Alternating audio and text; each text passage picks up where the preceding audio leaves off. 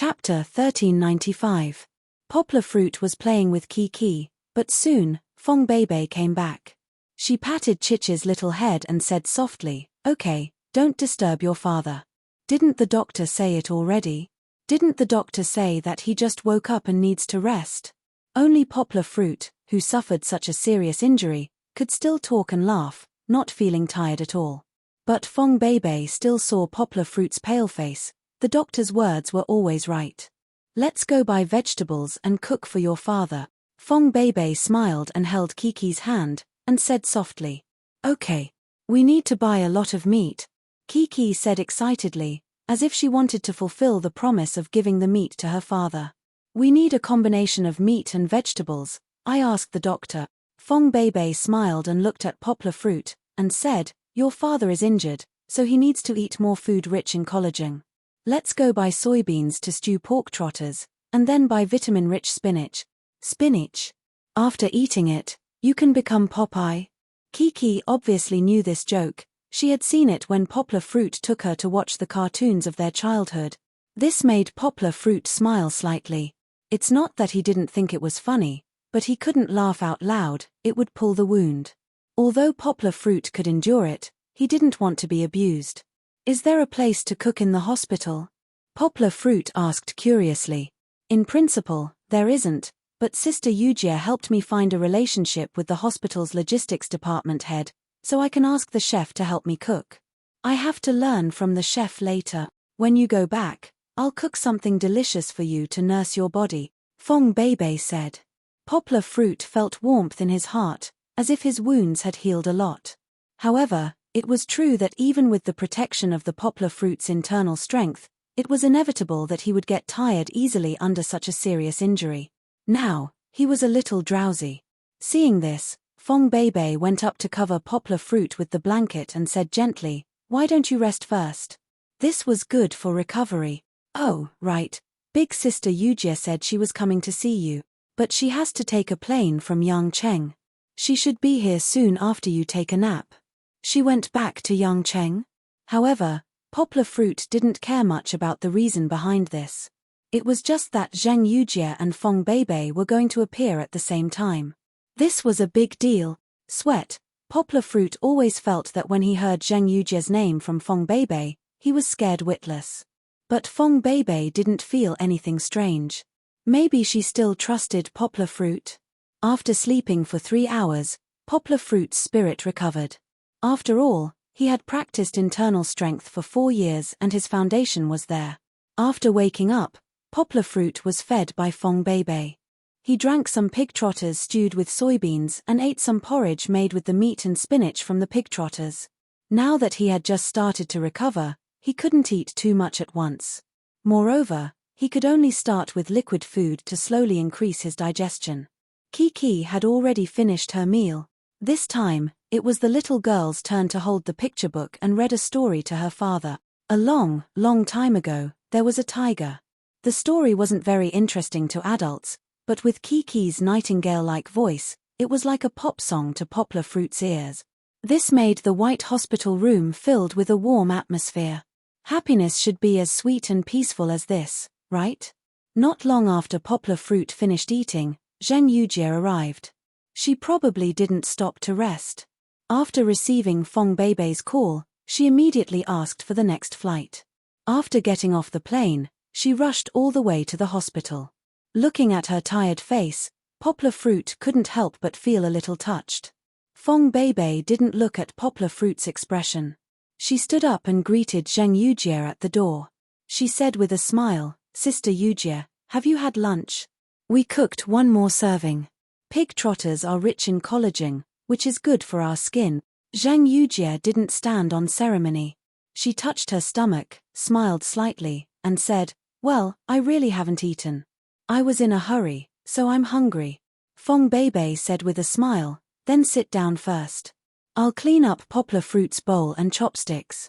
I'll bring them to you later." Fong Bebe didn't do it deliberately, but naturally showed the attitude of a hostess. Of course, it was very gentle and not uncomfortable.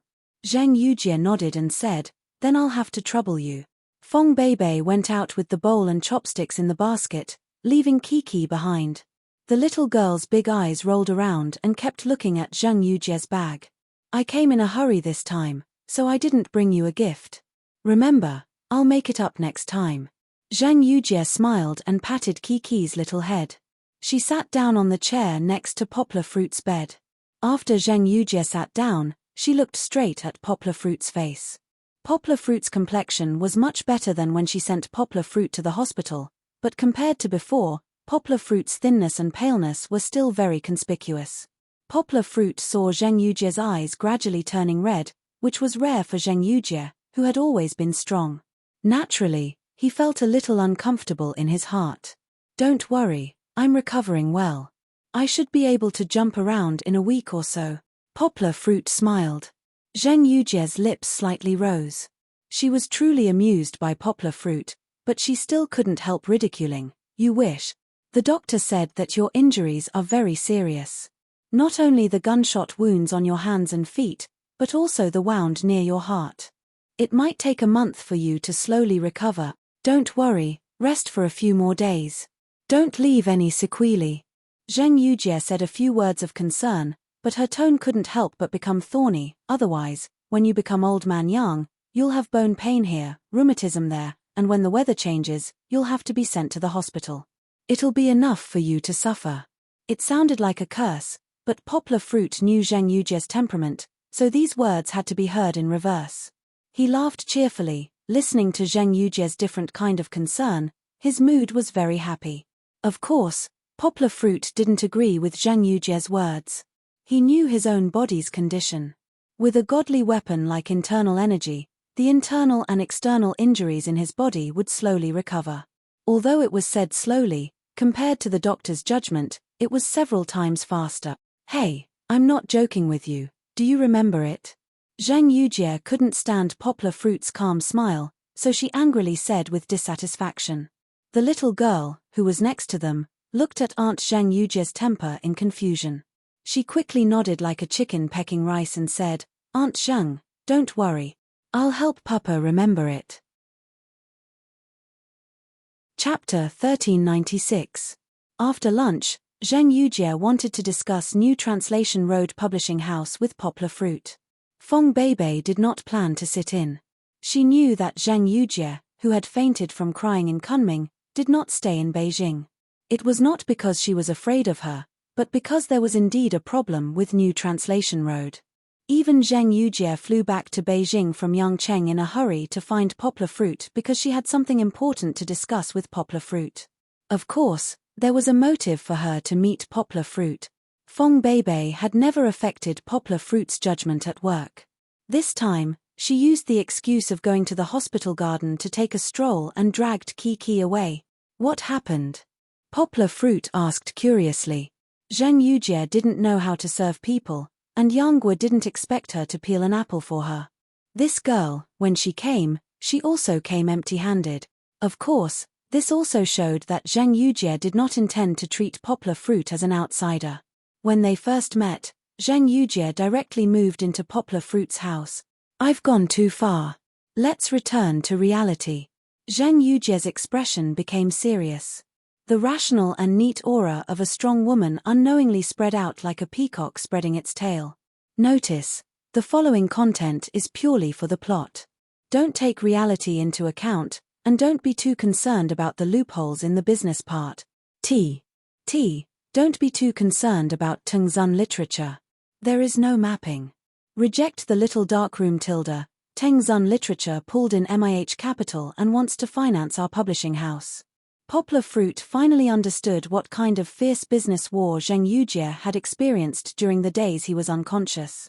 In the previous equity exchange with Tengzun Literature held 15% of New Translation Road's shares, and Zheng Yujie already held 50% of the shares.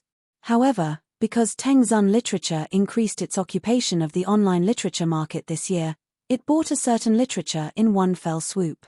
This way, Tengzun Literature's market share increased, and Zheng Yujie's New Translation Road also required a corresponding increase in investment. At that time, in order to fight for the right to speak in the domestic literature market, Zheng Yujie exchanged 6% of the shares with Tengzun Literature and 4% with Palm Literature. In other words, only 40% of the shares were left in Zheng Yujie's hands, and Tengzun Literature, which held 21% of the shares, became the second largest shareholder of New Translation Road. However, at that time, Zheng Yujie still had the right to operate New Translation Road. After all, she was a major shareholder and the CEO of the publishing house. However, Tengzun Literature was ambitious and had always been eyeing New Translation Road, which could generate huge profits. If Tengzun Literature completely controlled New Translation Road, which was the leading publishing company in the country, then Tengzun Literature would be able to expand its reach to the whole world. Moreover, it could also have a pivotal voice in the traditional literature industry. However, New Translation Road was created by Zheng Yujie. Although she had indeed released a lot of shares for its rapid development in recent years, how could she tolerate Tengzun Literature swallowing it? Tengzun Literature even offered a price of 2 billion yuan higher than the acquisition of a certain point, but Zheng Yujie still did not relent. Moreover, she was a major shareholder. As long as she did not agree, Tengzun Literature could not do anything to her. However, Tengzun Literature was used to the action of the big fish swallowing the small fish. They had never given up on the New Translation Road. This time, Poplar Fruit's serious injury and coma had become an opportunity for them to push for a coup. It had to be said that no one would have known that Tengzun Literature had planned so much if they did not reveal their trump card in the end. Pang Yu had betrayed her and obtained 3% of Tengzun Literature's shares from her and her executives. As for Xindar Translation, Yarrow Dehua had returned to the family business last year. Tengzun Literature had negotiated with Yarrow Dehua's brother in private and obtained 10% of the shares at a premium. Yarrow Dehua did not even know about this change before they revealed their trump card. As for Palm Moon Literature, they had actually fawned over New Translation Road and given 4% of the shares to their archenemy, Tengzun Literature, in exchange for the shared resources of Tengzun Literature's library. From the perspective of online literature, Tengzun Literature had suffered a loss in this exchange. After all, even though Palm Moon Literature's own literature website was not very popular, it accounted for more than 65% of the traffic on mobile. In the era where mobile was king, Tengzun Literature's move could be said to have fattened its competitors. Their own mobile clients would be greatly impacted. However, from a macro perspective, Tengzun Literature had set its sights on the future. Taking down New Translation Road was too important for Tengzun Literature. Tengzun Literature would have 38% of the shares by collecting shares from various parties. Even if it could not be compared to Zheng Yujie, the major shareholder, they still had the capital to challenge her. Even the executives of the Zheng faction who were still holding the remaining 2% of the shares were also watching the situation. If they also changed sides, Tengzun Literature would have 40% of the shares and be on equal footing with Zheng Yujie. Then, Zheng Yujie would no longer have any advantages. No, Zheng Yujie still had Poplar Fruit. The 20% of the original shares held by Poplar Fruit was something that Tengzun Literature had always been wary of. As long as Poplar Fruit supported Zheng Yujie, they would have no chance to compete with the major shareholders. However, if Poplar Fruit's shares fell into their hands, they would become the largest shareholders. Therefore, they had been planning before and did not act rashly. It was not until Poplar Fruit's accident that Tengzun Literature hurriedly flipped the table. This was really a once-in-a-lifetime opportunity. Poplar Fruit's accident and whether he was dead or alive was unknown.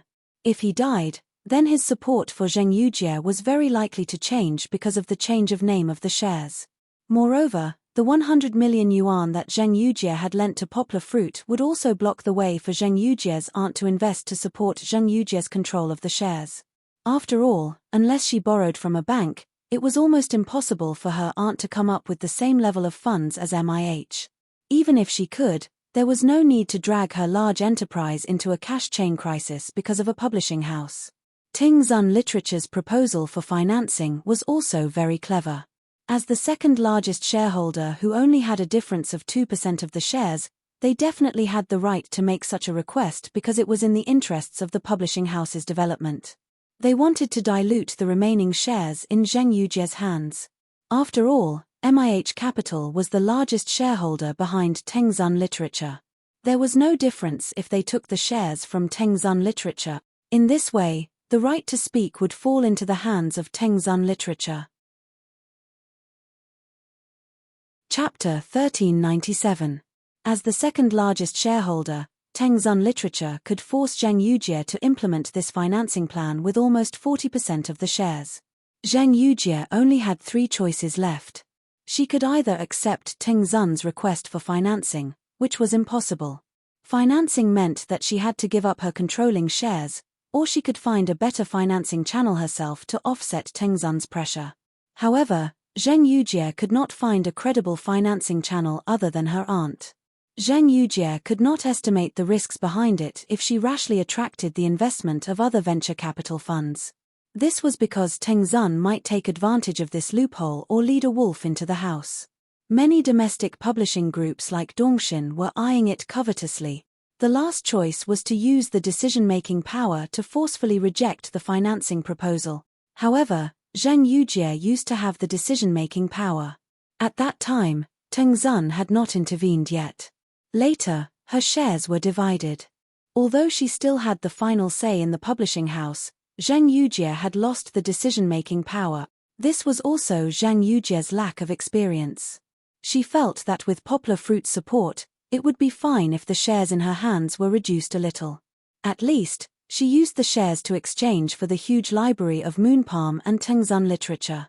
This would lay a solid foundation for the development of New Translation Road Publishing House in the next 5 to 10 years. However, who knew that as soon as Poplar Fruit was in trouble, Tengzun Literature would force her to abdicate. After a series of moves, Zheng Yujie was stunned. "You haven't agreed to their financing yet, right?" Poplar Fruit asked. Zheng Yujie shook her head tiredly. She was physically and mentally exhausted. It was not only because of the business setback, but also because Pang Yu, whom she had worked with for so long, had betrayed her. She was the one who invited him to join New Translation Road and even gave him shares as a reward. Moreover, Pang Yu was her mother's good friend. In the end, he still betrayed her. It was no wonder that Pang Yu had jumped out of Dongxin and joined New Translation Road for money and power. Zheng Yujie did not give as much money as Tengzun. In terms of power, Zheng Yujie was the most important decision-maker in New Translation Road. As more and more senior executives were promoted, Pang Yu gradually lost her right to speak. There was no right or wrong in this. Pang Yu's choice went against friendship, but it was also in line with the values of the capital market. Of course, Pang Yu took Tengzun's money and left for America. If he stayed in the country, she would have to pay the price for her betrayal. However, once she went to America, no matter how many connections the Zheng family had, they would not be able to find her. The feeling of being betrayed by her most trusted ally almost crushed Zheng Yujie's confidence to persevere. Although Poplar Fruit could not move, he could see Zheng Yujie's mental state clearly. He smiled and said, "It's okay. You can give me the share transfer agreement. I can still sign it. This way, won't you have the decision-making power?" His fingers moved nimbly, then he blinked and smiled at Zheng Yujie. "I've long wanted to return my 20% shares to you. Just right, when you go back, you can use this agreement to slap their faces. Let's see if they still dare to be arrogant." With the controlling shares and decision-making power, Zheng Yujie could ignore the objections of the other shareholders and reject MAH's financing application with a single veto. She could also wait until her aunt recovered and had money, then raise the financing and deal with MAH in the same way that Tengzun dealt with her. Zheng Yujie was indeed thinking of this. However, she was a little hesitant and said, "I don't have that much money now. Lend me 11% for an emergency first. I'll compensate you later." The current valuation of New Translation Road should be between 2 billion and 30 million. Poplar Fruit's 20% shares were worth at least 400 million. If Tengzun Literature Pursuit Holdings wanted to buy Poplar Fruit's shares, they would be willing to pay a premium of 1 billion, let alone 400 million. Poplar Fruit could not refuse. He looked at her and said helplessly, "You're still talking to me about money at this time? Previously, when I borrowed 100 million from you, you lent it to me without batting an eyelid. Can't I be a good person for once? Besides, These shares are yours in the first place. I'm just keeping them for you. Take all of them. That way, you can have a say in the publishing house, Poplar Fruit advised. However, don't be so foolish in the future. You're so foolish that you almost sold the company. Zheng Yujie suddenly said angrily, "Who are you calling foolish?" Poplar Fruit smiled and said, "Do you still want them? Okay, you gave them to me for nothing. Don't regret it in the future." Zheng Yujie snorted and said. Poplar Fruit laughed and said, "I won't regret it. Anyway, I'm not short of money, it's just that I owe your aunt 100 million. I'll pay it back slowly in the future. At most, I won't take the translation commission for the next few years."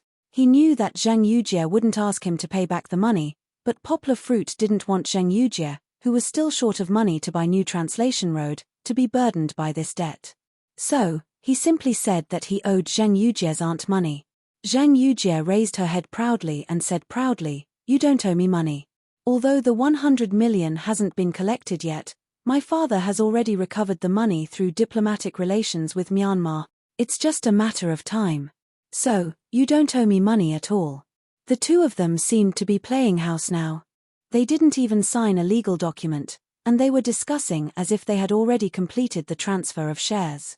At this moment, Zheng Yujie seemed to have swept away the tiredness from before. Instead, she became radiant. Her fluttering phoenix eyes, her beautiful face, and her flirtatious words made the ward more charming. "Can you really get it back?" Poplar Fruit asked happily. He didn't care that his 2 million yuan had been burned down in the factory, but it was a very relaxed and happy thing for him and Zheng Yujie to get rid of the 100 million yuan debt. "Really, why would I lie to you? If they don't return the stolen money, the billions of yuan we give them every year will be gone. It's not worth the loss. So, do you regret it now?" Zheng Yujie hooked her finger at Poplar Fruit and asked a little teasingly. Poplar Fruit helplessly rolled his eyes and said, "Okay, I regret it, okay? I won't give it to you. In your dreams. That's what you gave me. I've known you for so long, but you haven't given me any expensive gift. Take this as compensation." Zheng Yujie didn't have the slightest intention of being at the helm of a big publishing house. Instead, she was like a naughty girl joking with a gift of hundreds of millions. After saying the word compensation, Zheng Yujie suddenly looked suspiciously at Poplar Fruit and said, "You don't really think that this is compensation, and after you give it to me, you will leave and never talk to me again?" "Then I'd rather not." The latter part of her words was full of grievances. Poplar Fruit could only bitterly smile and comfort her, "Don't think too much. I don't have any shares. Aren't I still working hard for you?" Chapter 1398. Zheng Yujie had rushed to the capital and then rushed back to Yangcheng. She had flown back and forth in a single day. She was quite carefree as she said, "I'll come back to see you when I'm done." Then she happily grabbed her bag and rushed to catch the plane. In the eyes of this career-minded woman, as long as Poplar Fruit was unwaveringly supporting her, it didn't matter even if the whole world betrayed her. On the first day Poplar Fruit woke up, Fong Beibei happily sent messages all over the world to tell people who cared about Poplar Fruit, so the news quickly spread. Even though the reporters couldn't come to the military hospital to get first-hand news, they still got the news of Poplar Fruit waking up from various channels. The news came out a little later, around noon, but it was enough to make the millions of fans who had been following Poplar Fruit's recovery cry tears of joy. Of course, other than the millions of fans, there were also countless viewers who saw the news and laughed from the bottom of their hearts. Previously, the media was very emotional. Even though they didn't have any evidence, their ability to make up stories was comparable to the masters in the web novel industry. This kidnapping case that cost over 100 million yuan could be said to be at the level of the century. Then, as they wrote about it, it became a heart-wrenching fairy tale. In their story, in order to save his kidnapped daughter, Poplar Fruit went into a tiger's den alone. Then, he risked his life to save his daughter. The danger during this period was no less than the 81 difficulties Tang Sanzang faced on his journey to the west. Of course, no one clarified this. The viewers were also watching with relish, their hearts were surging, and some were even moved to tears. This also explained why poplar fruit suddenly climbed to the top of the headlines after waking up. For the first 3 days, the hospital had restrictions on visits. Zhang Yujie was an exception, so poplar fruit had a comfortable and quiet vacation. 3 days later, because poplar fruit's recovery was good, the restrictions were lifted. Poplar fruit's room was no longer peaceful. There were too many people who came to visit poplar fruit. Poplar fruit's parents, Fong Beibei's parents, as well as his relatives who used to dote on poplar fruit, were all arranged by his sister, Yang Ping, to take the plane to visit him. Fortunately, their family was rich. Yang Ping had bought half of the tickets for the Southern Airlines flight, which almost turned into a chartered flight. As for the other 4 dads, needless to say, they had already become good friends with Yang Guo, so they wanted to visit her for a long time. They all had their own schedules, so they squeezed out some time to bring along their wives and children. This made Kiki so happy that she couldn't close her mouth. Along with them were the production team's staff. They were very happy to see that poplar fruit was recovering well and that Kiki's personality had not changed drastically because of it. Although they did not explain much, when they got back, the undercurrent of rumors about the replacement of the contestants had already been dispelled. If poplar fruit could recover, they would wait a little longer. If they still changed the contestants, the audience would definitely scold them to death. Although most of his friends and colleagues in Yangcheng could not be there in person, they all called to express their concern. Chen Zhongdai came personally. Poplar fruit was very embarrassed to have the old man make such a trip for him. Seeing that poplar fruit was fine, the old man was also relieved. Previously, when his proud disciple, poplar fruit, had an accident, the old man was sad and passive. There were many people eyeing the newly opened Eurasian department. Since poplar fruit was fine and did not hurt his head, the old man could be more forceful. Poplar fruit even smiled and told the old man that he would be able to return to Yangcheng in less than a week to take charge of his work. Yarrow Dehua also came from Yangcheng. He came with a humble apology. He did not expect that his family would sell him and poplar fruit. But business was just business. Yarrow Dehua and Yang Guo were still friends even though Yang Guo was indebted to Yarrow Dehua. In Beijing, poplar fruit also made many friends. For example, Professor Luo Lin led several groups of people from universities that he had interacted with. Wan Hetiani's old friends came over. The gaming company that poplar fruit sold also came to visit. Although poplar fruit did not do anything, he was humble and gentle. Even if they did not interact much, they could still maintain a good friendship. Che Enjuan could be considered a B-list celebrity. This year, he had taken on several period dramas that were popular even before they started airing. He had a huge fan base in the country. But he still remembered the help that poplar fruit had given him. So he made an appointment with poplar fruit and even pushed away a job to rush over. To poplar fruit's surprise, the Ministry of Foreign Affairs also came. Their visit to poplar fruit was secondary. Their main purpose was to check on poplar fruit's condition. Actually, poplar fruit was seriously injured. Even he felt that it was normal for the Ministry of Foreign Affairs to cancel his secondment for the military parade in September. But who would have thought that when they came over, they saw that poplar fruit was recovering well. Furthermore, it was only late July. There was still 1.5 months for poplar fruit to recover. They even comforted poplar fruit and told him to recuperate. They would leave the translator position for poplar fruit.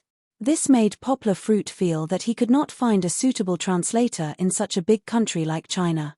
Of course, it was a good thing that the country valued him. Poplar fruit agreed in fear and trepidation. Later, there were even foreigners who came to visit poplar fruit. They were national figures. The news of poplar fruit's accident had already spread overseas. After all, it was not every day that news of a 100 million renminbi kidnapping could be heard. Artil, Beckham, and a few old friends from Blizzard in the US called to ask about it. They were all busy people and did not have time to come over personally. But a leader from a small country in Africa who was visiting China purposely came to visit the hospital. Although poplar fruit did not have any interaction with the other party, as the founder of modern long-distance education, poplar fruit's contribution had helped many children in African countries to receive education. This long-distance education had made many African leaders remember poplar fruit. Not to mention, many of the African education course videos were recorded by Poplar Fruit. His face was probably a household name even in the barren continent of Africa. But these were nothing. What really made Poplar Fruit happy was the videos that the children in the mountainous areas had asked their long-distance teachers to send to Poplar Fruit. These children in the mountainous areas who had been taught by Poplar Fruit, such as the children in Xiong village, had found out about Poplar Fruit's injury through the internet. They had organized themselves and recorded videos of their blessings for Poplar Fruit. Looking at the small faces that were not round, the pairs of bright and sincere eyes, and listening to the repeated but sincere blessings, Poplar Fruit felt that his injury had healed a lot. Chapter 1399. Poplar Fruit recovered very quickly. In about a week, he could get out of bed and walk slowly with Fong Beibei. This recovery speed made the doctors in the military hospital dumbfounded. There was even an old doctor who came to Poplar Fruit's place every day and almost cut up Poplar Fruit like a lab rat. Poplar Fruit was shot in the leg 3 times. If it was someone else, they might not be able to get up for a few months. If the nerves or bones were shot, paralysis and amputation were possible. In fact, Poplar Fruit was very happy this week. He opened his mouth to eat, stretched out his hand to wear clothes, and even had a girl to cover him with a quilt when he slept. With less exercise, Poplar Fruit looked in the mirror and sadly found that he had been spoiled until he was white and fat. He was not handsome anymore. After his body was better, Poplar Fruit and Fong Beibei discussed returning to Yangcheng to recuperate. However, Fong Beibei still did not allow it. Poplar Fruit could only change to work in the hospital. His body did not allow Poplar Fruit to use the computer. His hand was injured. Poplar Fruit read the work email sent by the school while he dictated and asked Fong Beibei to help input it into the computer. Poplar Fruit's mind was clear, and Fong Beibei's typing was also fast. Her work efficiency was not bad at all. When they were tired from work, Kiki attentively helped Poplar Fruit and Fong Beibei massage. Her massage was very neat. Kiki actually wanted her father to play with her, but it was inconvenient for her father and he was busy with work. She could only take advantage of the opportunity to squeeze in. "Papa, I recently learned a song. It's very nice." She stepped on her father's white bed with bare feet and helped her father massage the muscles on his arm that were not bandaged. She wanted to prevent the muscles from stiffening if he did not move for too long. The little girl seemed to have grown up a little. This was not only reflected in her longer hair and prettier appearance. She had also learned to beat around the bush a little. She wanted to sing for her father, but she did not say it directly. Of course, how could Poplar Fruit not know what his daughter was thinking? He didn't even need to turn around to see his daughter's expectant little face. It must be a pair of big watery eyes looking at Papa, a little anxious, as if saying, "Papa, quickly ask me to sing for you." However, Poplar Fruit was different. He chuckled and said, "Daddy wants to hear. I want to hear stories. Go get the storybook and read it to Papa, okay?" Chichi's joy immediately turned into disappointment after she had hooked her daughter's appetite for something else all of a sudden. Of course, Poplar Fruit knew the consequences of angering his daughter. Kiki's grip on his arm tightened. Fong Beibei was at the side, watching Poplar Fruit fooling around and Kiki pouting unhappily. She covered her mouth and secretly laughed. "Okay." Poplar Fruit pretended not to know and continued to ask. Kiki grabbed her father's neck and rubbed it. As she rubbed, she grabbed her father's ears and twisted it as if she was playing with a steering wheel. How could she tell that her father was pretending? She just muttered unhappily, "What's so good about stories?" Poplar Fruit pretended to be surprised and asked, "Stories are not good." Chichi swung her 2 long braids like a rattledrum and said, "It doesn't sound good, it doesn't sound good." Then tell me what extracurricular reading the kindergarten teacher gave you this time, okay? Is it okay? Yanghua continued to ask. "That's boring." "Not good, not good." The little girl pouted her little mouth so much that a soy sauce bottle could be hung on it. "Or, you can do some dubbing for your father. Let's play Big Kaji Show. Let's play Big Kaji Show. Let's match the voice of Madagascar, okay?" "Not good, not good." Kiki's rattle drum hit her father's face. Of course, it didn't hurt. The little girl's hair was soft. Then, you can dance for your father. Okay. Poplar fruit continued to lure the enemy in. Not good, not good. Chichi's rejection had already become a habit, and she shook her head without even thinking. She wanted her father to ask her what she wanted to do, and then she could show her father the talent that she had secretly learned over the past 2 days and put in a lot of effort. How about singing? Okay. Finally, the plan was laid bare. Not good, not good. Kiki continued to shake her head. Ha ha, ha ha. Poplar fruit was the first to laugh. His laughter made Kiki confuse. Fong Beibei laughed as she gently hammered Poplar fruit's arm and said, Kiki, your father is teasing you. Uncle, you're really bad. Do you still want to hear Kiki sing? Kiki finally came back to her senses. The little girl gently stomped her feet and jumped down from the bed. She put her hands on her waist and said to her father, Papa, I don't want to play with you anymore. Poplar fruit quickly surrendered. He was too bored because he couldn't be free. Usually, he didn't have time to provoke his daughter, but joking was just joking. How could Poplar fruit bear to make Kiki unhappy? Okay, Dad was wrong. Poplar fruit laughed. Kiki, what song did you learn? Sing it for Dad, okay? Dad really wants to hear it. This was the truth. Kiki also had no bottom line. Hearing her father's words, her mood immediately changed. She asked with a smile, Really? Papa, do you really want to hear it? Poplar fruit nodded and said seriously, Of course, Dad wants to record it with his mobile phone. Then, if I go on a business trip in the future, I can take out my mobile phone to watch it. Kiki giggled. She ran to the table next to her and took her father's new mobile phone. Here, we have to talk about Poplar fruit's new mobile phone. The previous one had been buried in the sea of fire with sun foam. This was Poplar fruit's regret. After all, although this mobile phone was outdated, it was still the couple's mobile phone that Poplar fruit and Fong Beibei had together. Of course, if the old didn't go, the new wouldn't come. Later, after waking up, Poplar fruit asked Fong Beibei to buy the latest iPhone 6 Plus. He bought 2 of them and also changed Fong Beibei's mobile phone. Kiki excitedly handed her father's mobile phone to Fong Beibei and said with a smile, Then, Mama will help Papa record it. In this way, Papa can listen to me sing anytime and anywhere in the future. No problem. Fong Beibei smiled and raised the mobile phone. Okay, get ready, let's go. The little girl was actually very brave. Whether it was a play performance or the small stage performance for the veterans in Shishan, she could handle it freely.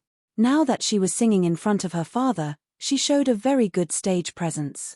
Of course, Kiki was still a little unconfident about her performance. She took her father's hand, pouted, and said, If I don't sing well, Papa can't laugh at me. How could I? Kiki's singing is definitely very good, Poplar fruit said with a smile. He was looking forward to his daughters singing more and more. Chapter 1400. The little girl brewed for a while, before her little pink lips began to chant, Winter used to be cold, summer used to rain, autumn used to hear your voice from afar, warm, warm. This was All Things Live. Hearing his daughter's rhythmic lyrics, Poplar fruit was so shocked that his mouth could not close. It was not that Kiki's singing was bad, Kiki sang very well, and her rhythm was very accurate, but All Things Live was not your average pop song. It was originally a Sanskrit mantra from Buddhism. Although it was sung by a musician with unique wisdom like Sa Ding Ding in a very special way of muttering to herself, but compared to the pop songs that many children liked, All Things Live was still not popular among the masses. Of course, Kiki sang the Chinese version, with the lyrics written by the famous musician Gao Xiaosong, but she still could not shake off Sa Ding Ding's singing style. From the Chinese lyrics of the song, there was no logic that corresponded to the next sentence. Or it could be said that even if there was logic, it was forcibly fabricated. But this did not affect the beauty of the song. The lyrics gave people the feeling of the vast, desolate, and vast highlands. Of course, there was an unexpressed but hidden Buddhist flavor. From the depth of the song, Kiki was unable to understand the meaning of the song. Indeed, she did not understand it. Listening to her singing, it was just a form, completely unable to bring out the deep charm of Sad Ding Ding. But Kiki sang out Sad Ding Ding's ethereal nature. This was all thanks to her sweet and pure childlike voice, the simple lyrics, and the slow and rhythmic melody. Chichi's singing was like the sound of nature. Looking at those beautiful big eyes, it was as though the entire blue sky of the highlands was reflected in her eyes. Poplar Fruit turned to look at Fong Beibei. Seeing that Fong Beibei was not surprised, but instead had an I-knew-it look, he knew that Fong Beibei must have taught Kiki. However, for Chichi to like learning it so much, there was a prerequisite, and that was that Chichi must like this song very much. Kiki's singing wasn't that good either. You said that at that time there was a vast expanse of white snow behind the house, and a golden flag fluttering in the wind in the valley. These two lines were much longer than the beginning, and Chichi was always in danger of losing her breath towards the end. Of course, it was already very good for a 4-year-old girl to be able to sing. Poplar Fruit had no intention of nitpicking. I saw an eagle flying above 2 lonely fishes. The lyric finally lost its basic logic, but it reached the key high note. The high note was very long, and the 2 sentences were close together. 2 fishes crossed a river as salty as the sea. Kiki sang the first line very well, and the young girl's crisp and moving high note almost made Poplar Fruit drunk. The second line was slightly inferior, and Kiki still could not keep up. There was no other way. Kiki's singing became better and better towards the end. Although it was a cappella, without the accompaniment of a guzheng, Kiki's singing was enough to make the song come alive. If Poplar Fruit had to make an analogy, then Poplar Fruit felt as though he was listening to his daughters singing on a snowy and boundless mountain. The world was silent. When she was singing, Kiki indeed had the demeanor of a singer, but once she finished singing, she returned to being my daughter. She stuck out her little tongue, ran over with a red face, and squeezed into her father's embrace. Don't say bad things. Hee. Kiki reached out her hand and covered her father's mouth. Yanghua said vaguely, of course not, how could it not be nice? Kiki happily let go of her hand, and Poplar Fruit's voice became clear. He said exaggeratedly, this is the best song I've ever heard in my life. Then you didn't want me to sing for you just now. The little girl pouted her little mouth at her father to settle the score. Poplar Fruit smiled slightly, and did not answer his daughter's question. Instead, he asked, Kiki, Daddy will teach you Sanskrit, okay? Although Sanskrit was not Poplar Fruit's unique skill, after the death of Master Ji, Poplar Fruit's research on Sanskrit could be considered top-notch. He published a few papers, and although they did not receive much attention, he was still famous in the Sanskrit circle. However, Sanskrit had lost its status. Even in its birthplace, the people who used it were getting fewer and fewer. After Master Ji, there was no one else who could carry the banner of Sanskrit until Poplar Fruit appeared. Kiki could now speak English very smoothly, and she had no problem communicating in French. She could also have simple conversations in other small languages. Although the little girl was young, her talent in languages was not inferior to her father's. Of course, Poplar Fruit did not want his daughter to inherit his legacy. There was no need for that. He was still very young. However, if Kiki was interested in learning Sanskrit, Poplar Fruit would naturally be very happy. Okay. Kiki agreed, but she blinked and asked curiously, but why do I have to learn Sanskrit? Because there's a Sanskrit version of this song. Poplar Fruit said with a smile, once you learn Sanskrit, you can learn to sing the Sanskrit version. Yes, I've heard of it. Kiki raised her hand excitedly and smiled, I think it's very nice, but I don't really understand it. It's okay, Daddy will teach you. You'll understand it in the future. Poplar Fruit said confidently, why don't Daddy sing it for you? Poplar Fruit had seen the lyrics before, and he still remembered the Sanskrit lyrics. Then, without waiting for Kiki to nod, Poplar Fruit began to hum softly. Poplar Fruit's bass was actually very nice, but he was not good at singing. It was fine at the beginning, but as he sang, the tune went off somewhere. Even Kiki and Fong Beibei, who did not understand, could tell, because these were 2 completely different songs. Don't sing. Fong Beibei and Kiki laughed and stopped Poplar Fruit from showing off. Fong Beibei deliberately said seriously, Ari, Let's wait for Kiki to learn it, then I'll sing it for you. Okay. I'll teach her well. This song is very simple. Poplar Fruit said confidently. Just teach her Sanskrit, you don't have to teach her how to sing, Fong Beibei quickly added. Poplar Fruit did not mind. He played with Fong Beibei and Kiki for a while. Suddenly, he said with some emotion, I think, when I recover, next year, let's go to the Tibetan plateau to play, okay? Kiki, this way, you can see the white snow behind the house, and the golden flag fluttering in the wind. I want to go. I want to go. The little girl could not help but nod her head happily. She did not notice it when she was singing, but when it came from her father's mouth, it was as if a picture was unfolding in front of her eyes. Chapter 1401. His life in the capital was pretty good. As the program team had helped to hold a press conference to explain Kiki's kidnapping, Poplar Fruit was harassed a lot less by the reporters. It was also because of this that Beijing's sky was still covered by what everyone jokingly called the military parade basket. The air quality was surprisingly good, unlike the smog at the end of the year in the future. During this period of time, Beijing hosted the IAF World Track and Field Championships. The timing was a little off, so don't mind it. This was the largest sports event held in Beijing after the Olympics. However, Poplar Fruit did not expect that his dad would send over tickets from the Where Are You Going production team. His family, along with Liu Yi, Hu Jun, and Lin Yongjian's families, were invited to watch the competition together. During this period of time, there must be suspicion of hype, because very soon, Weibo was flooded with photos of a few children happily sitting in the audience and playing around. However, Poplar Fruit felt that it was pretty good to be able to watch the competition for free and have a get-together with a few of his close friends' families. Of course, Kiki was the first to watch. The little girl did not pay much attention to the competition. She did not know the history of the contestants and could not understand them, but she had a lot of fun with her friends. However, Poplar Fruit watched with great interest. Among them, Su Bingtian made it to the final of the 100m race. Bolt narrowly won the 100-meter race, and Bolt was knocked off his feet by the cameraman after winning the 200m race. These exciting scenes would become precious memories of this year's championship. What surprised Poplar Fruit the most was that when he left the competition hall after the competition, he coincidentally met Bolt, who helped him translate and solve the problem of getting in and out of the venue. After a round of conversation, the world's best sprinter, Bolt, actually said that he knew Poplar Fruit. That was too rare.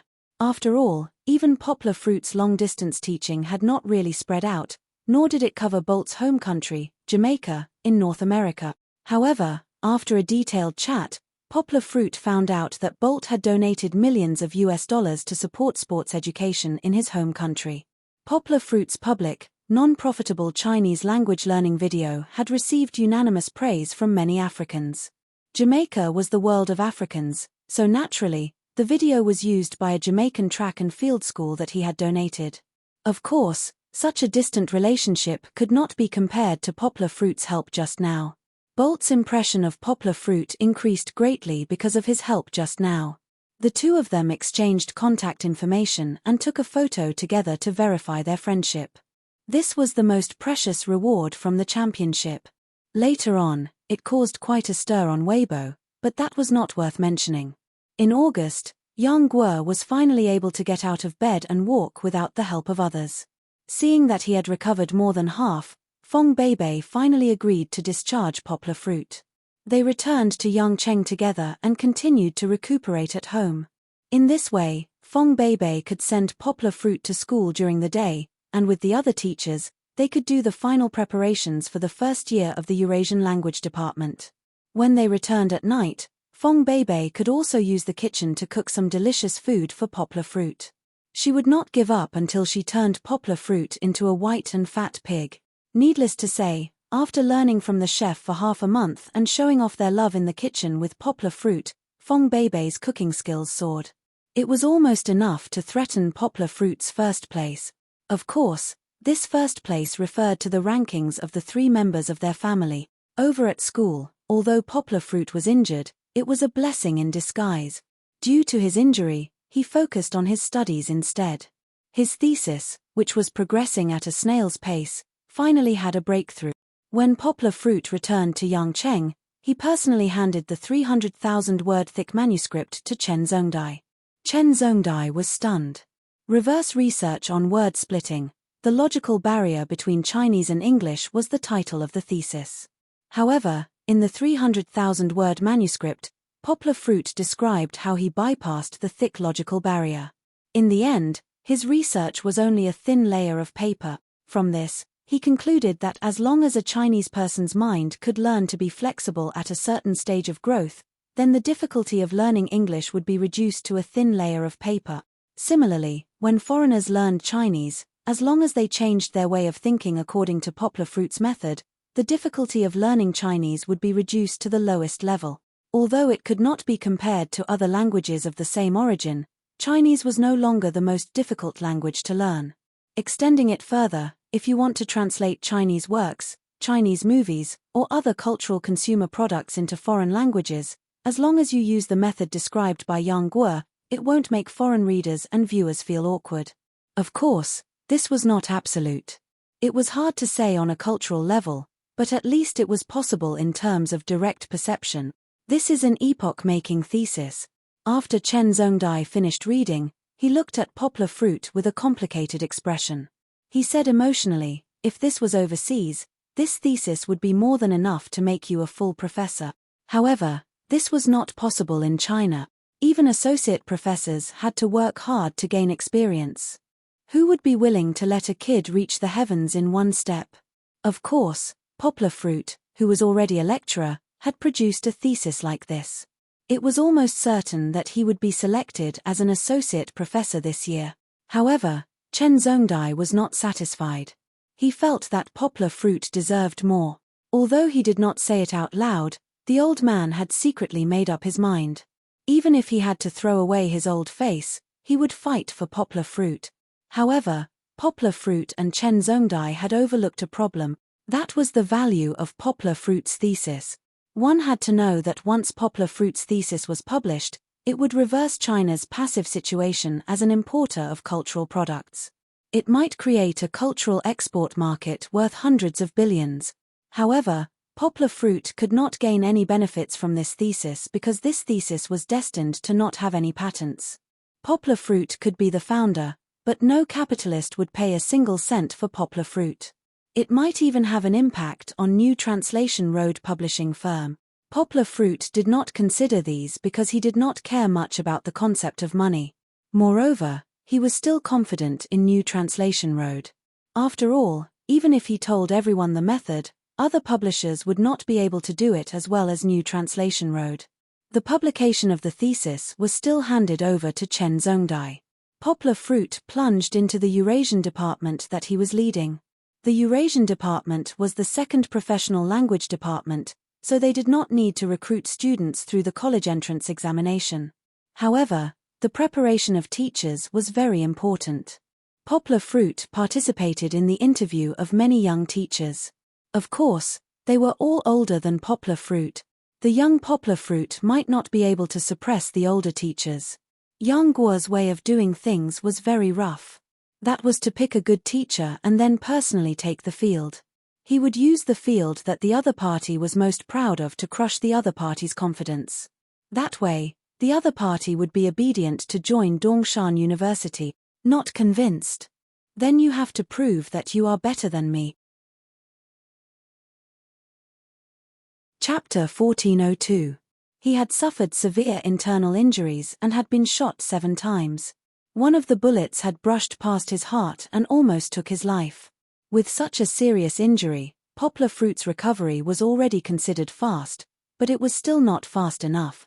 Poplar Fruit went to the hospital for a checkup with the accompaniment of the filming team of Where's Dad Go?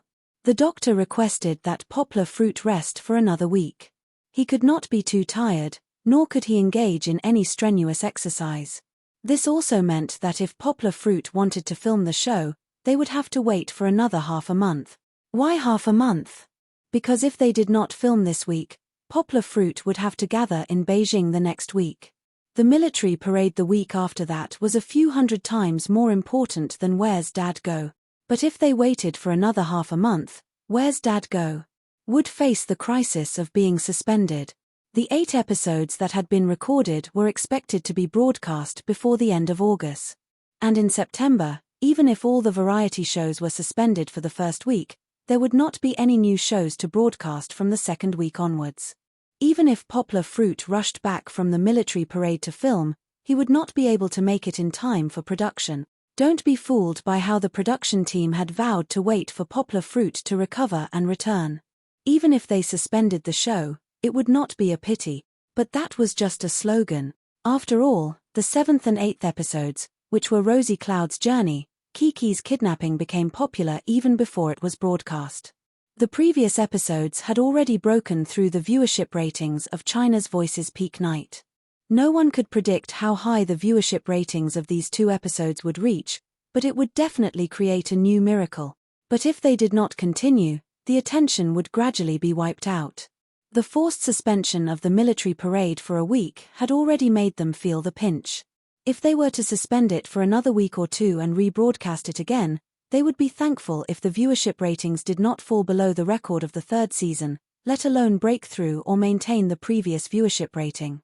And if the recording did not go smoothly, if they continued to suspend it, the last 8 episodes of this season would be equivalent to having to start all over again.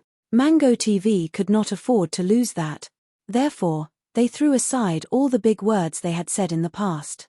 The production team needed to find a solution. Of course, it was not a replacement. If it was a replacement, no one would watch their show. During the meeting, someone made a very strange suggestion. Why not let Fong Beibei replace Poplar Fruit? In ancient times, Mulan had joined the army on her father's behalf. Now, with Fong Beibei acting on her husband's behalf, it was very feasible. Moreover, Fong Beibei was not a nobody. A few years ago, she was considered an internet celebrity in China. She was a straight-A student goddess. Although she was married like Sister Milk Tea, she kept a low profile.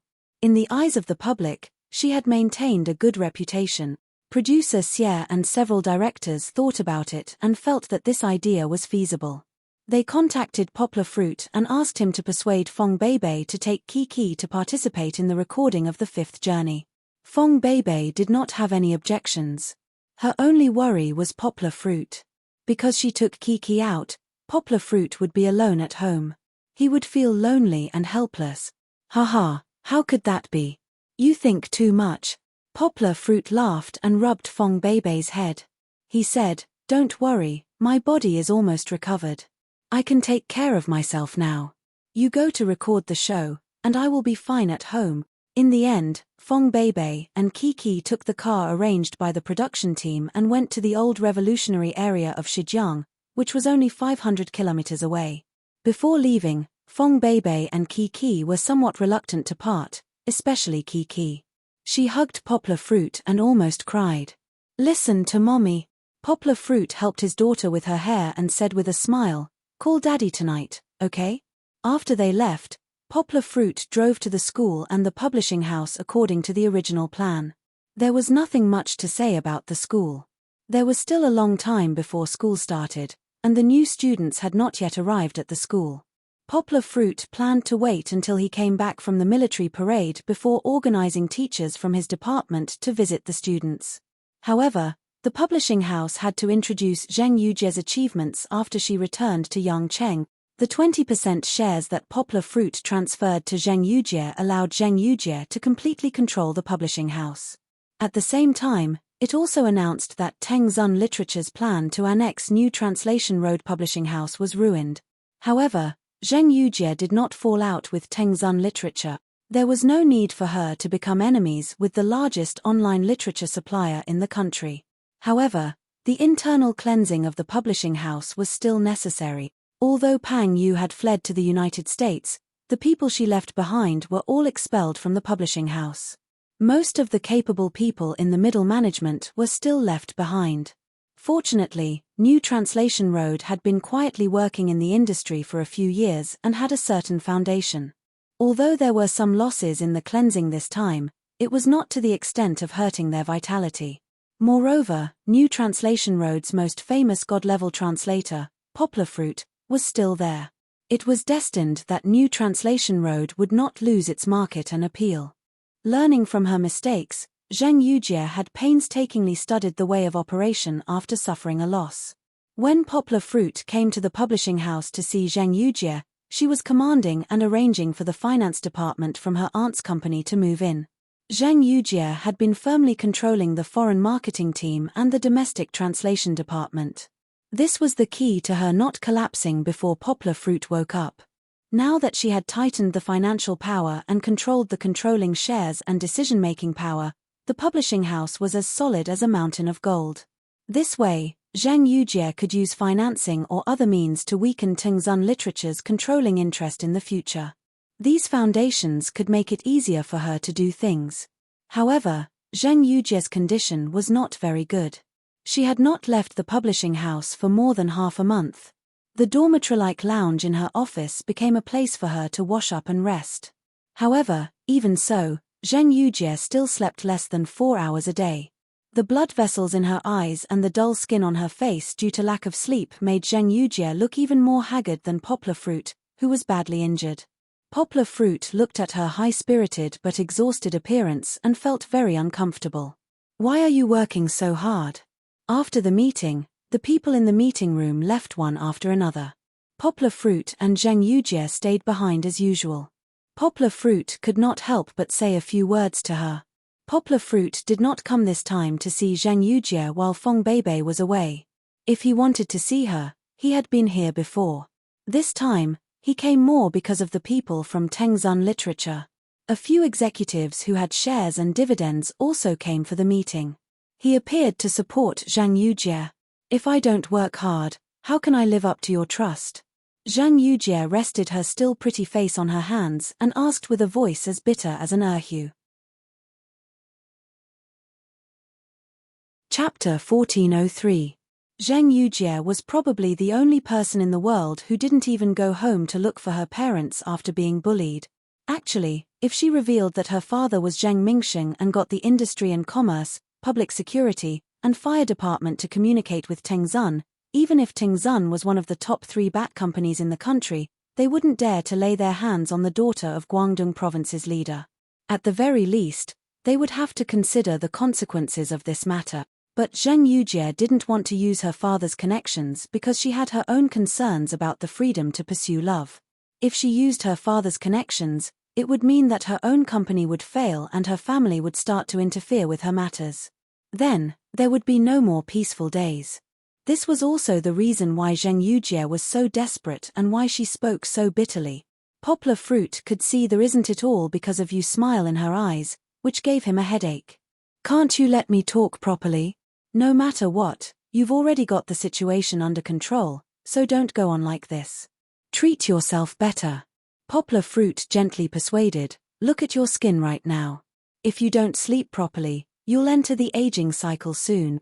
Zheng Yujie was shocked as she touched her cheeks and hurriedly stood up. "I'm not going to talk to you anymore. I'm going to wash my face and change my clothes. Let's go eat together later." After speaking, she ran to her office without looking back. Poplar Fruit knew that the meal she was talking about definitely wasn't a work meal. It was rare for Poplar Fruit to come out alone and Fong Beibei and Kiki weren't in Yangcheng. Zheng Yujie definitely wanted to seize the opportunity to have a meal with Poplar Fruit alone. Western or Chinese food was fine. She didn't even bring her assistant. Originally, Poplar Fruit wanted to refuse, but when he saw Zheng Yujie's haggard appearance and the sadness in her eyes, he couldn't help but sigh and didn't say anything.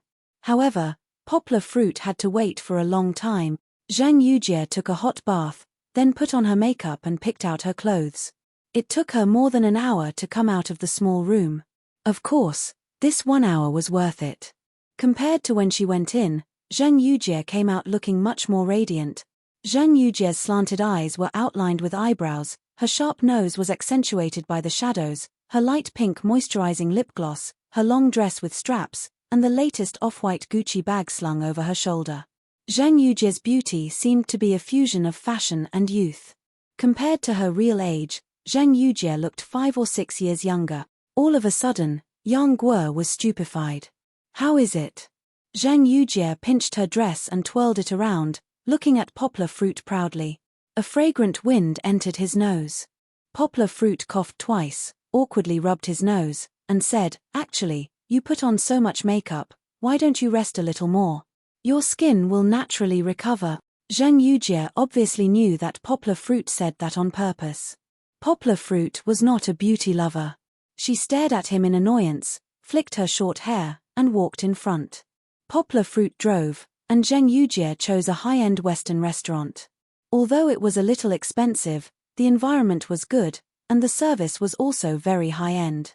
The waiter handed over 2 dishes and left, without even looking at Poplar Fruit.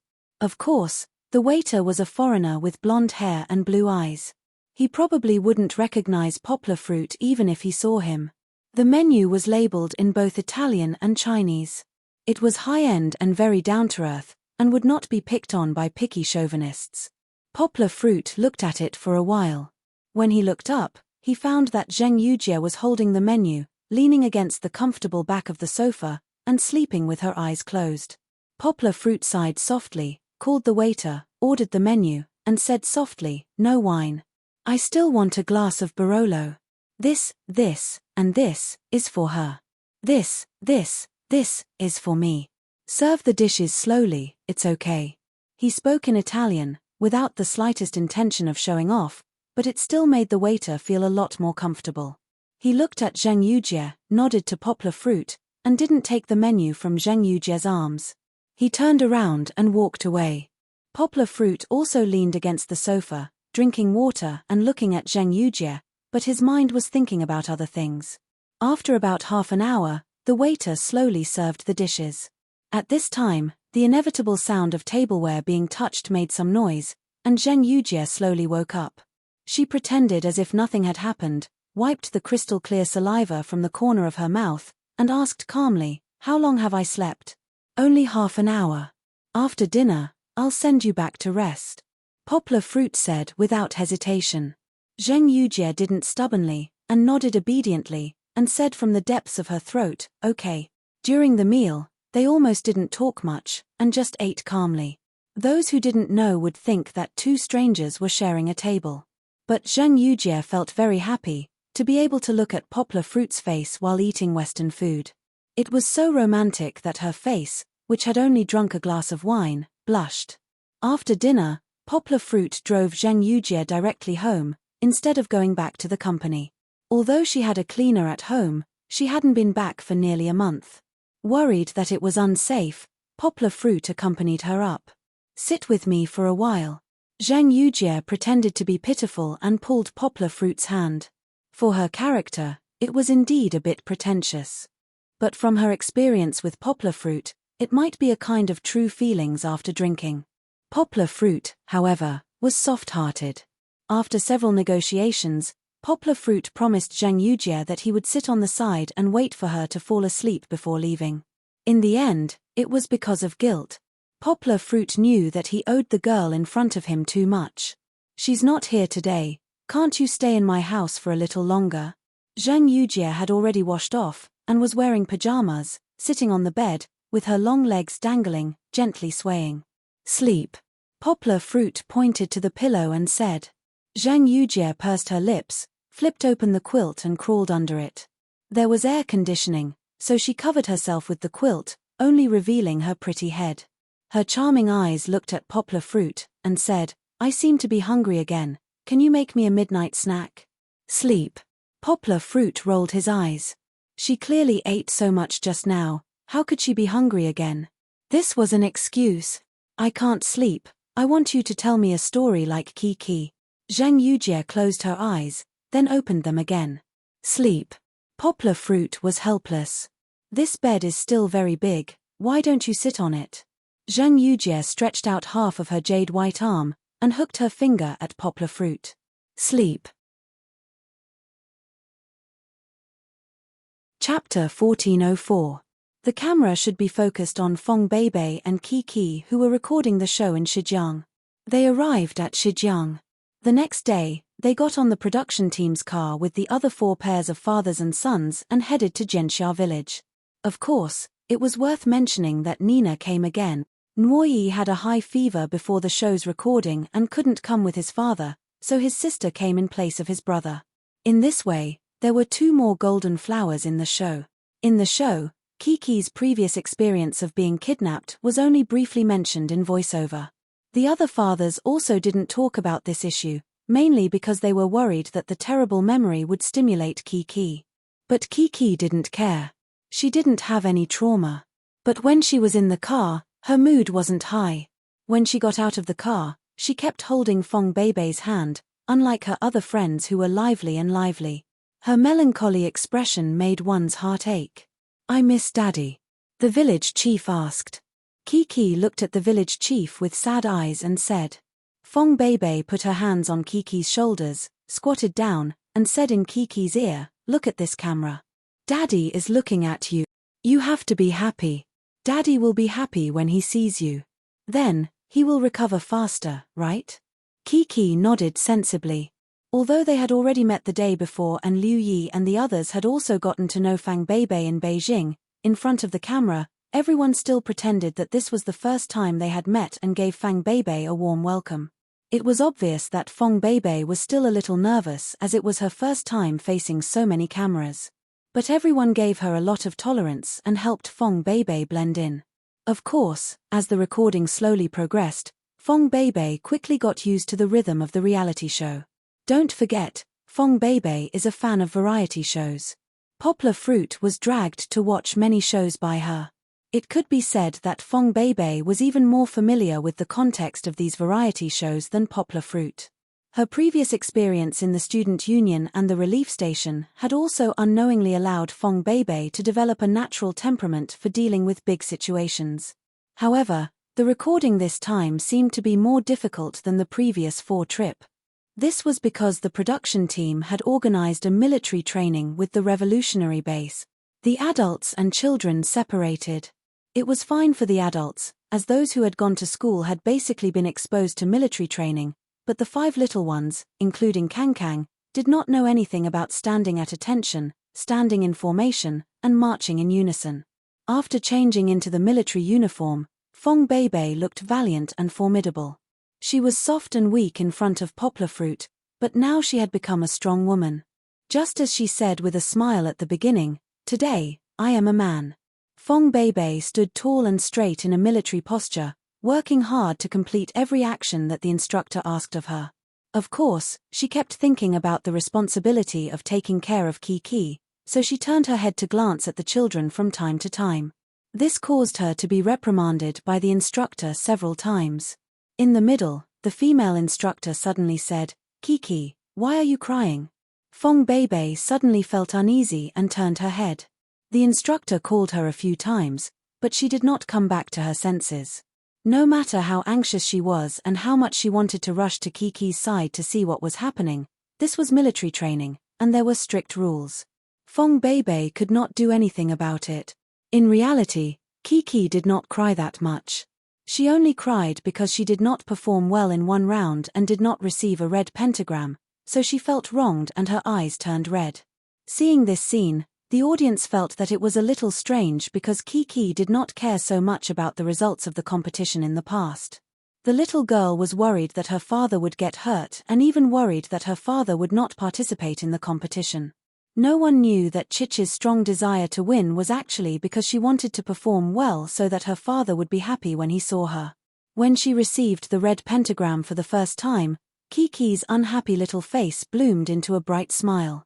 But this time, when she did not receive it, Kiki was extremely sad, as if she could already see her father's disappointed expression in front of her.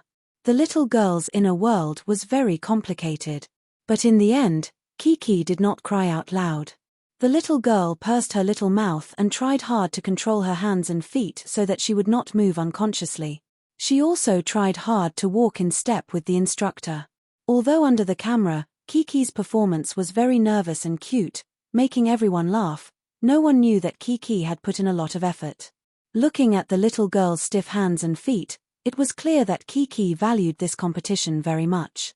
Of course, the funniest one was not Kiki. The one who walked in step and made everyone laugh the most was Kang, who could not change his hands and feet. When the instructor asked him if he felt awkward, Kang shook his head doubtfully and confidently. That muddle-headedness was really the opposite of Kangkang's smart and domineering temperament. In this hot and humid summer, military training was not easy. The children were soon sweating profusely. Even Kiki, who was very serious, could not help but reach out to wipe the sweat off her face. Gradually, the youngest Xian and Nina could not hold on anymore. Nina even cried.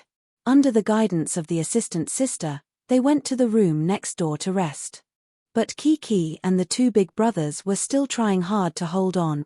In the end, of course, they received a lot of red 5-point stars from the female instructor as a reward. This caused Chichi, who had been tense all this time, to finally smile. When they were dismissed at noon, Fong Beibei was finally relieved, because Kiki gradually returned to her cheerful personality. In fact, Fong Beibei and the other fathers were not much more relaxed than the children. When they were standing in line, they were yelled at by the instructor.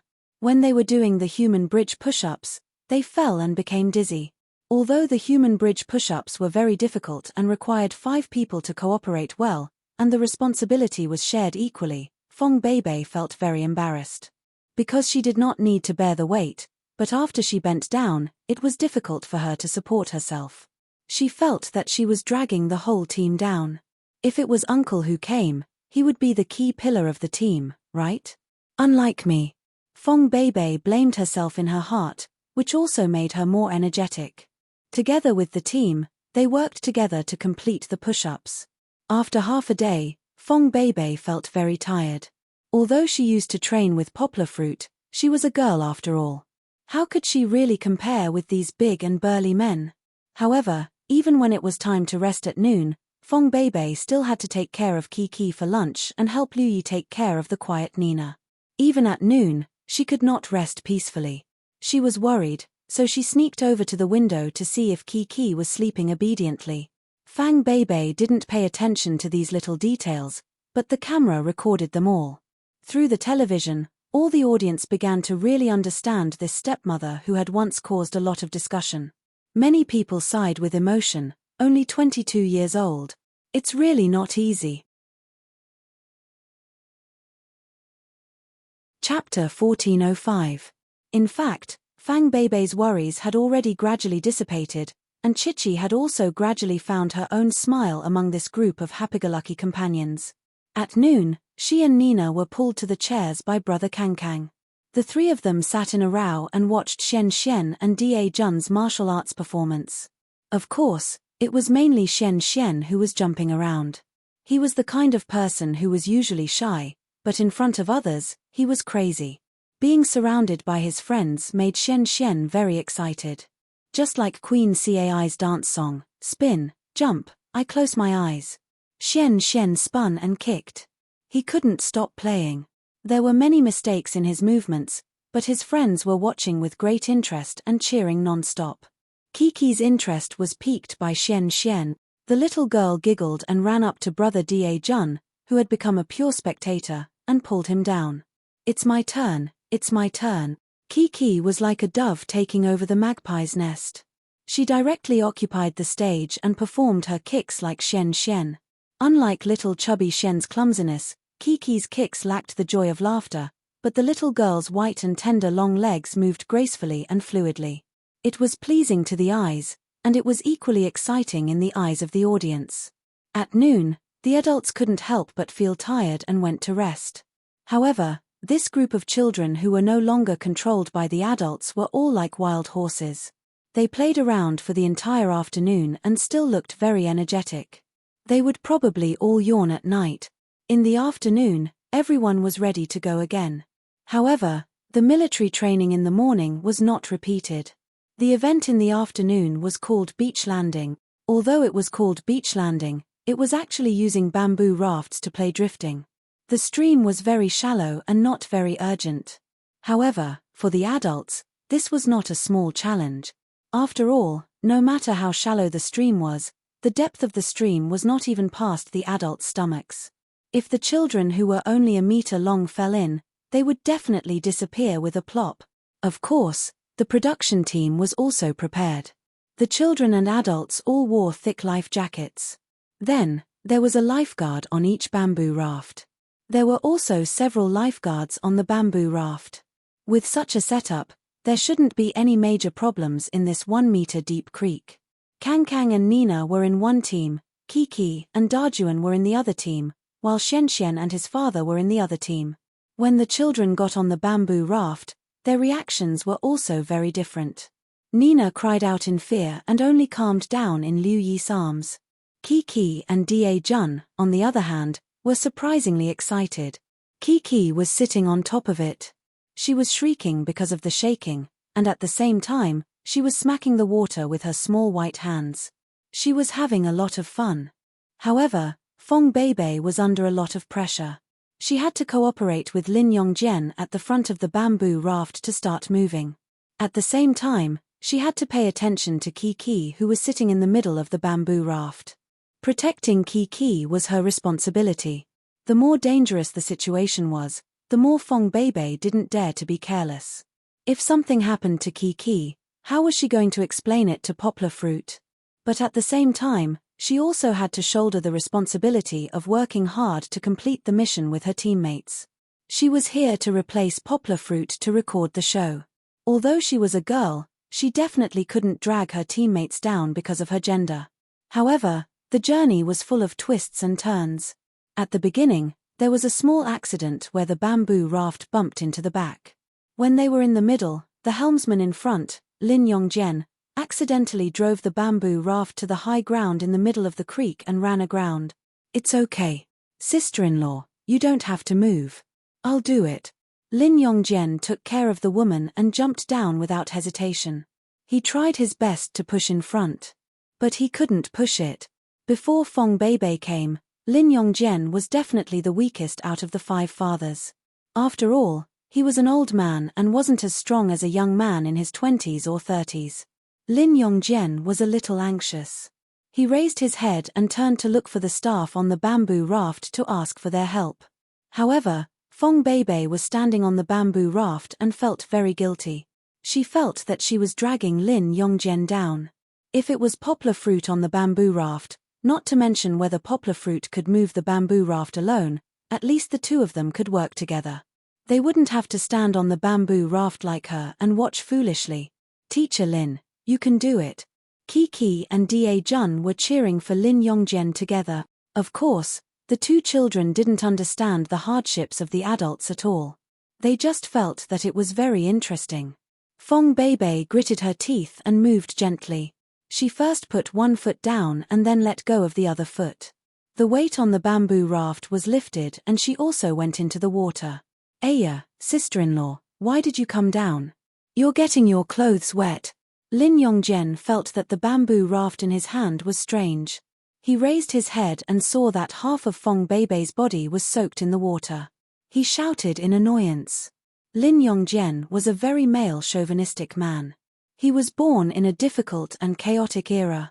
When he was recording the program, he always felt that he was as traditional as a block of wood. Now, he felt that he was the big brother. Poplar Fruit was not here, so he should take care of these women.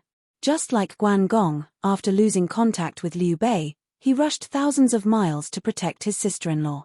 He even protected his sister-in-law's safety in Cao Cao's camp. Lin Yongjian felt that he had failed in his duty by letting Fong Beibei go into the water to help. But it was true that after Fong Beibei came down, the weight on the bamboo raft became lighter. The two of them worked together and pushed the stranded raft back into the water. This efficiency was much better than Lin Yongjian doing it himself. "Ma, let me help you." Kiki realized that Fong Beibei was not easy.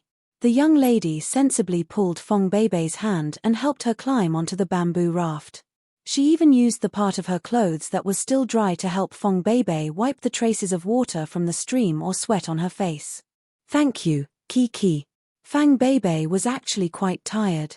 She was up and down, and the blanket on her back had also become heavy because it was soaked in water. However, she smiled at Chichi. At this moment, she was very happy that she did not become a burden. Liu Yi and Hu Jun, the two old partners, were the fastest. They were the first to reach the destination. When Kang reached the end, he directly pulled the bamboo raft and relied on the buoyancy of his life jacket to float on the water. He was very proud of himself. Fong Beibei and Lin Yongjian worked together to get second place. As for Zhu Shimin, who was fighting alone, he pitifully fell behind. Fortunately, he joined Fong Beibei and Lin Yongjian's team to prepare dinner together. Although she was exhausted, Fong Beibei gritted her teeth and persevered. Lin Yongjian helped to start the fire. Zhu Shimin was in charge of roasting potatoes. She and Kiki washed the vegetables and made the vegetable chicken soup. I think Mama Ma's cooking is the best. Although there was no evaluation, Kiki proudly leaned into Fong Beibei's embrace. While eating, she smiled like a flower. Fong Beibei hugged Kiki and smiled without saying anything. All of today's hard work was worth it. Chapter 1406. On the day when Fong Beibei and Kiki were exhausted, Poplar Fruit didn't stay at home obediently. He drove to the military base to visit He Wenjue and Yang Zhengdong. He had visited not long after he returned to Yangcheng. This visit was mainly because he was worried about Yang Zhengdong and wanted to see how he was recovering. Although he had a good relationship with these big brothers before, it wasn't until this time that he truly had a life-and-death relationship with them, just like he had with He Wenjue before. In order to save his daughter, the three brothers almost lost their lives in Myanmar. He Wenjue and Meng Sanhua were still in good condition. Although they were hit by the bomb, they only had slight concussions. Before Poplar Fruit returned to Yangcheng, the two of them had already returned to the military base for training. Yang Zhengdong was slightly miserable. He was directly shaken down from the third floor by the explosion and fell on a pile of rubble. His external injuries were not serious because he had a bulletproof vest, but his ribs were directly broken into several pieces. Fortunately, he was lucky. After his ribs were broken, they did not pierce his heart and lungs. Otherwise, he would have died directly. After returning, his condition had stabilized, but Yang Zhengdong seemed to have lost his soul. Sometimes, he would sit in front of the window and look at the sunset with a small sunflower that his comrades had given him. It was as if he had just fallen out of love. Everyone knew the reason. His Barrett was destroyed in the factory fire. The cleanup team that was sent out later only managed to pick up a piece of scrap metal. Yang Zhengdong was a sniper and he loved his gun as much as his life. It was as if a soldier who specialized in training military dogs saw his comrade sacrificed. Naturally, he would feel terrible. It's no use trying to persuade him. This is a hurdle in his heart. It's like falling out of love. He has to cross it himself. He Wenjue told Poplar Fruit this. He Wenjue also lost his beloved gun in the fire. However, he was fine and managed to control his emotions quickly. Poplar Fruit also knew this feeling, or rather, he could roughly understand what it was like. He Wenjue thought that he wouldn't be able to get his two Miaodao back, but the cleanup team picked them up from the courtyard and handed them over to He Wenjue to bring back to Yangcheng. Although Yang Zhengdong's melancholy was not directly related to Poplar Fruit, this regret was indeed brought to Yang Zhengdong by Poplar Fruit. If it weren't for the fact that they had to rescue Poplar Fruit's daughter, Yang Zhengdong and the others wouldn't have fallen into such a dangerous situation. Of course, they wouldn't have been injured and lost their guns. Yang Zhengdong didn't blame Poplar Fruit. When Poplar Fruit visited him for the first time, Yang Zhengdong pretended that nothing had happened and chatted happily with Yang Zhengdong. However, Poplar Fruit couldn't let this matter hurt big brother Yang Zhengdong. This time, he had come because He Wenjue had finally completed the task he had entrusted to him. It's all here. In the corridor of the hospital, Poplar Fruit and He Wenjue met sneakily like an underground organization. He Wenjue chuckled and stuffed an envelope into Poplar Fruit's hands. Poplar Fruit opened it and glanced at it, then smiled and nodded at He Wenjue. Poplar Fruit had gone in by himself. Yang Zhengdong was lying on the bed reading a book. The cover of the book said Hayes's Poetry. A burly elite of the Special Forces was sitting on a clean bed, smelling the fragrance of flowers and reading the poems of the literati of the last century. There was no need to mention how strange this scene was. Poplar Fruit is here. When Yang Zhengdong saw Yang Guo, a smile appeared on his face. He put down his book and smiled. Why are you here again? Didn't I tell you before? My injury is nothing serious. It takes 100 days to recover from a serious injury. My bones are injured, so I'll be fine after a month or two of rest. Look at you, coming here twice a week, as if I'm seriously injured. Yang Zhengdong happily took the fruit from Poplar Fruit's hands. He didn't stand on ceremony with Poplar Fruit, but he still said roughly, "Don't worry, I'm not that weak. I won't be like a little girl, crying and needing someone to watch over me every day." Poplar Fruit smiled. When he first came in, Poplar Fruit thought that Yang Zhengdong was going to give up his army and throw away his pen. Now, at least he had found Yang Zhengdong's military temperament. He smiled and said, "I'm going on a business trip tomorrow. If I don't come and see you, how can I be at ease? How many days have you been here? Why aren't you recuperating? Going on a business trip again?" Yang Zhengdong snorted and said, "Who's your leader? I'll tell him. You can't treat people like humans. Don't be afraid. Beat him up and he'll be honest." Poplar Fruit quickly comforted Yang Zhengdong. This soldier's temper was still so bad that ordinary people couldn't accept it. It seemed that reading poems was just an illusion. He smiled and said, "It has nothing to do with my leader. I went voluntarily. Let's talk about you. How's your mood recently?" Poplar Fruit said, "You came to see me, but you didn't ask about my injury. Why are you asking about my mood?" Yang Zhengdong asked curiously. "I'm not a little girl. Why are you so anxious about whether my mood is good or not?" This was a bit of male chauvinism, but in fact, there were many men in the army who had this tendency. It couldn't be helped. The army was full of men. Poplar Fruit laughed and said, "How's your injury? I asked the doctor outside just now. The doctor knows you better than you do. What do I have to worry about? Look at yourself now, reading Hayes's poems. Is this something you should do?" Yang Zhengdong wasn't angry. He stroked the book cover and said to Poplar Fruit, "This was sent by a girl in my hometown. She wanted me to cultivate my temperament. Now that I've read it, I realized that it makes sense." "Girl." Poplar Fruit suddenly remembered that he Wanjua had said before that Yang Zhengdong had a girlfriend in his hometown. It seemed that it was time to talk about marriage. He just didn't expect that the girlfriend was an artistic young woman. When Poplar Fruit was thinking about how an artistic young woman and a rough soldier could be together, Yang Zhengdong had already flipped open the book of poems. With his rough voice, he started to read sadly, "In the night, I have 3 sufferings, wandering, love, survival. I have 3 blessings, poetry, throne, Sunday wait, you've fallen out of love?" Poplar Fruit asked in surprise. "Nope." Yang Zhengdong shook his head and explained himself, "I think the poem should be like this. I have 3 kinds of love, women, brothers, and my gun. I have 3 kinds of suffering. I am injured, my brothers are killed, and my gun too. It fits my current state of mind." What a ridiculous poem, and it even rhymed. This was something that Hazy couldn't do. But Poplar Fruit looked at Yang Zhengdong's rough face and felt uncomfortable. He patted his head and stopped chatting with Yang Zhengdong.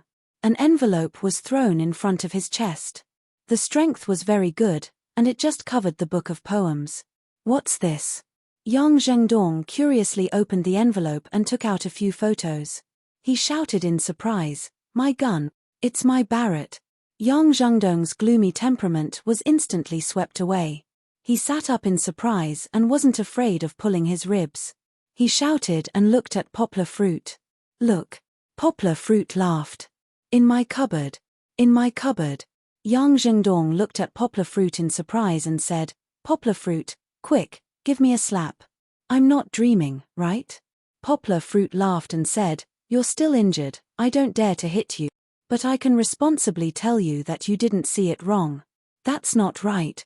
I've seen it before. My gun was burned." Yang Zhengdong finally calmed down. He frowned and looked at the identical Barrett in his military cupboard and asked in confusion, "You don't have to care about that. Anyway, you just need to know that your gun is back." Poplar Fruit laughed. Chapter 1407. He Wanjua had special channels to buy an identical Barrett. Coincidentally, Poplar Fruit wanted to compensate Yang Zhengdong, who had helped him so much but was still sad. The two hit it off and secretly prepared for a few days to give Yang Zhengdong such a big surprise.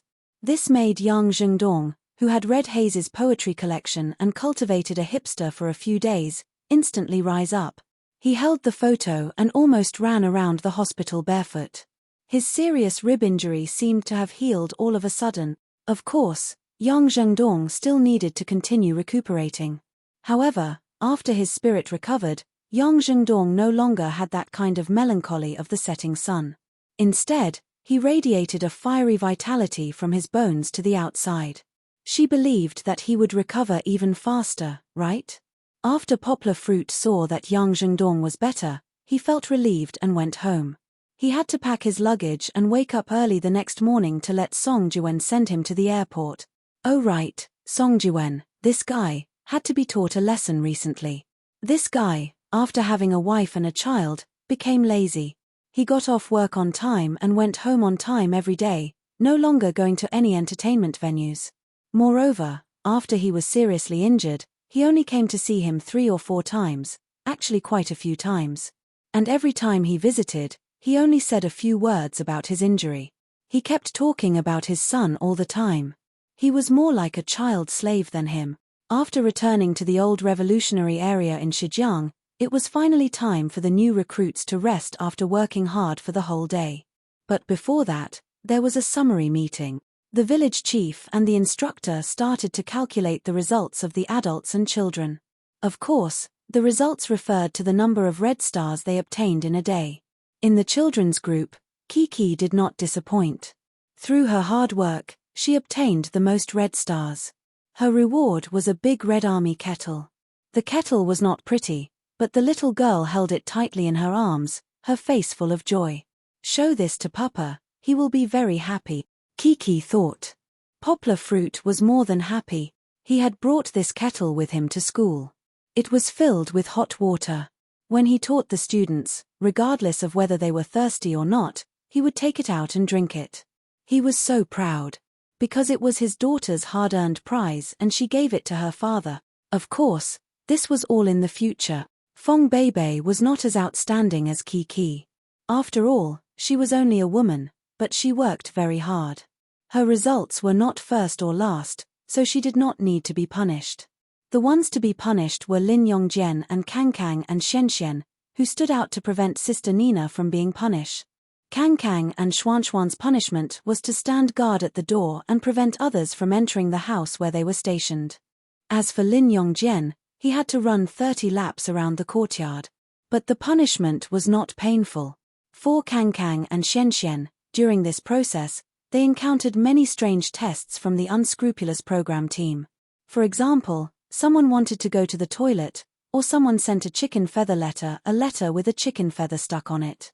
Under the upright Kang's leadership, the 2 little sentries bravely resolved one crisis after another. This made the audience all over the country give them a thumbs up. Lin Yongjian also gained something. While he was sweating profusely, his son encouraged him. Even Da Jun, who was not on good terms with his father in the past, held his father's hand and finished the entire run. It was not easy. The production team very emotionally edited this scene.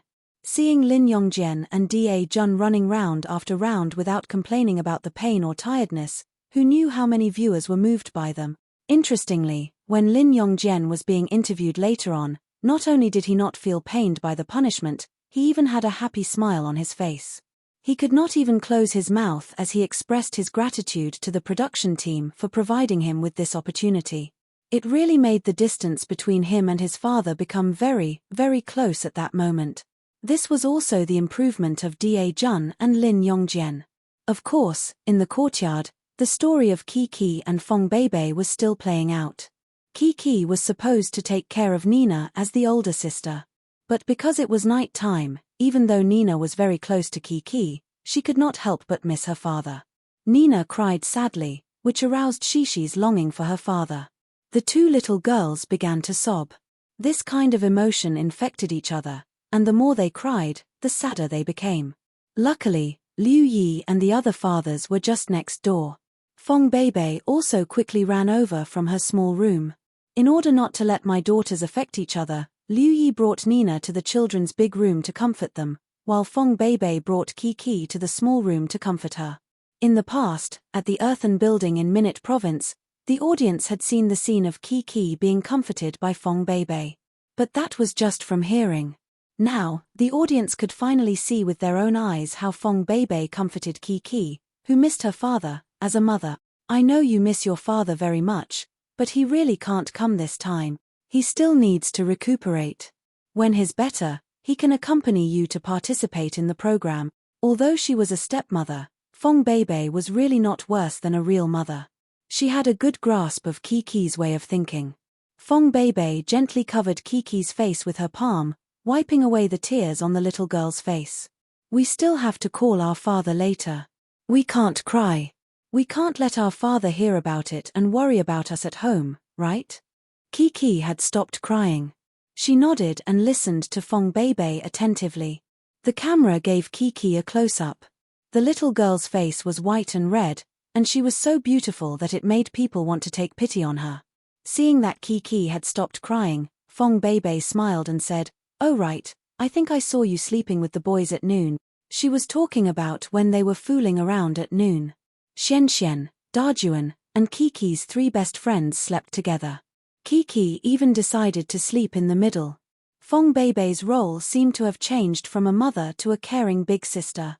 She blinked her eyes and giggled. That's not okay. If your father knew, he would be very sad. How can my Kiki sleep in the same bed with other boys? Later, she imitated Poplar Fruit's tone and pretended to cry. Chichi covered Fang Beibei's eyes as if she was trying to deceive herself. She twisted her body and said shyly, "It's not like that. We were just playing together. Then we were just playing for a while. That's not good. Girls can't sleep in the same bed with boys." Fong Beibei smiled as if she was teasing Kiki. She said to her, "When you grow up and get married, you can." "I don't want to get married. I want to be with Papa and Mama forever," Kiki said coquettishly as she hugged Fong Beibei's neck. "That's not for sure. You'll want to find a boyfriend in the future," Fang Beibei said with a grin. It was as if the two of them were not mother and daughter, but close sisters. Kiki secretly looked around, hugged Fong Beibei's neck, and whispered in Fong Beibei's ear, "Mama, we'll call Papa later. Don't tell Papa, okay? I'm afraid that Papa will be angry." If she didn't tell him, the camera would capture it. Poplar Fruit saw it for sure. The audience looked at the little girl in amusement. The little girl's innocent look was very cute. "It's not honest not to tell your father." Fong Beibei pretended to hesitate, and she said, "But if you pinky promise me that you'll be careful in the future, then Mama can promise you." Pinky promise, pinky promise.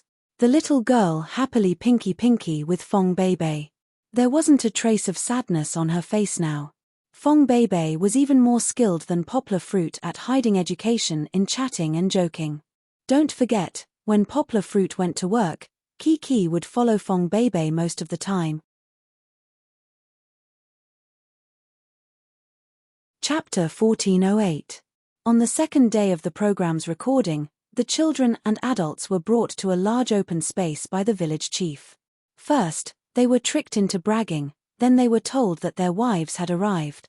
It was like a bolt out of the blue. They could not swallow the words they had just said. What should they do? That's right. Regardless of whether the 4 fathers would kneel on the keyboard when they returned home, this time, the program team had taken the initiative to invite the mothers group over to participate in the program's recording. Of course, this was not the first time. The previous 2 seasons also had the same experience. However, no one expected that they would come so early. Furthermore, the audience did not expect that not only did the mothers group come, they even came twice. They even participated in the recording for the last leg. However, this was a story for later. The arrival of the mothers group was especially magical. The village chief actually asked the 4 fathers to identify their wives by touching their hand. This seemingly absurd little segment had produced a lot of unexpected emotions. For example, Liu Yi. The first person he touched was Anna's hand. The moment he touched it, he was very sure that it was his wife's hand. The camera panned to the 2 of them tightly holding hands. There was also Liu Yi's affirmation and the blissful smile on Anna's face. The phrase holding hands and growing old together was probably the most appropriate one to use on this foreign couple, right? Among the audience, quite a number of them had learned about Liu Yi and Anna's love story through social media. Of course, at that time, most of them were concerned about the gossip between Liu Yi and Serena, so they did some extended reading. However, what really touched them was this moment of holding hands. You can't see me, I can't see you, but with two hands holding hands, their hearts were connected. If not for the love that had never changed for the past 10 years, they would not have such a strong heartbeat when they touched each other. The sweet atmosphere between Liu Yi and Anna had an impact on many of the viewers in front of their televisions. Of course, it also had an impact on Fong Beibei and Kiki, who were at the scene. When the village chief announced the arrival of the other children's mothers, Fong Beibei had a moment of suffocation. She thought that poplar fruit had also come. She thought that it would be a surprise. Kiki also had the same thought. She came back to her senses and pulled her mother along to look for traces of her father, but he couldn't find it. Behind the curtain, there were 4 smiling aunties. It was her little friend, Nuo Yi. However, Kiki was not happy to see Nuo Yi. Instead, she was disappointed that she could not see her father. Fong Beibei was the same. She really wanted to see the sudden appearance of the poplar fruit. Yesterday's hard work made her miss the poplar fruit even more. It was not a deep longing that could be resolved with a phone call. However, in the end, the village chief still told them, poplar fruit didn't come. Really, Kiki, I'm very sorry too. Indeed, poplar fruit did not come with the 4 mothers. He was still high up in the sky. Yangwa didn't come, which made Fang Beibei and Chichi extremely disappointed. Chichi pursed her little mouth and almost cried. How could she not feel uncomfortable when she saw other families have their mothers come and reunite with their families, but she could only rely on each other with her mother. But the program still had to be recorded. Fong Beibei was afraid that Kiki would continue to be depressed, so she hid her disappointment in the bottom of her heart. She put on a smiling face and pulled Kiki to join the fathers in guessing their wives. Of course, the 2 of them had to guide the fathers. This was because other than Liu Yi, who was fast and accurate, the other fathers were blindfolded and lost for a long time, but still could not find their wife's hand. This process was still very joyous. For example, Lin Yongjian accidentally touched Liu Yi's arm or a staff member's hand. For a world champion like Zhu Shimin, he was still trembling and did not dare to touch it, afraid that he would go back and kneel on the washboard if he touched the wrong hand. Under such a joyous atmosphere, Kiki slowly got rid of her previous emotions. She also happily guided Fong Beibei.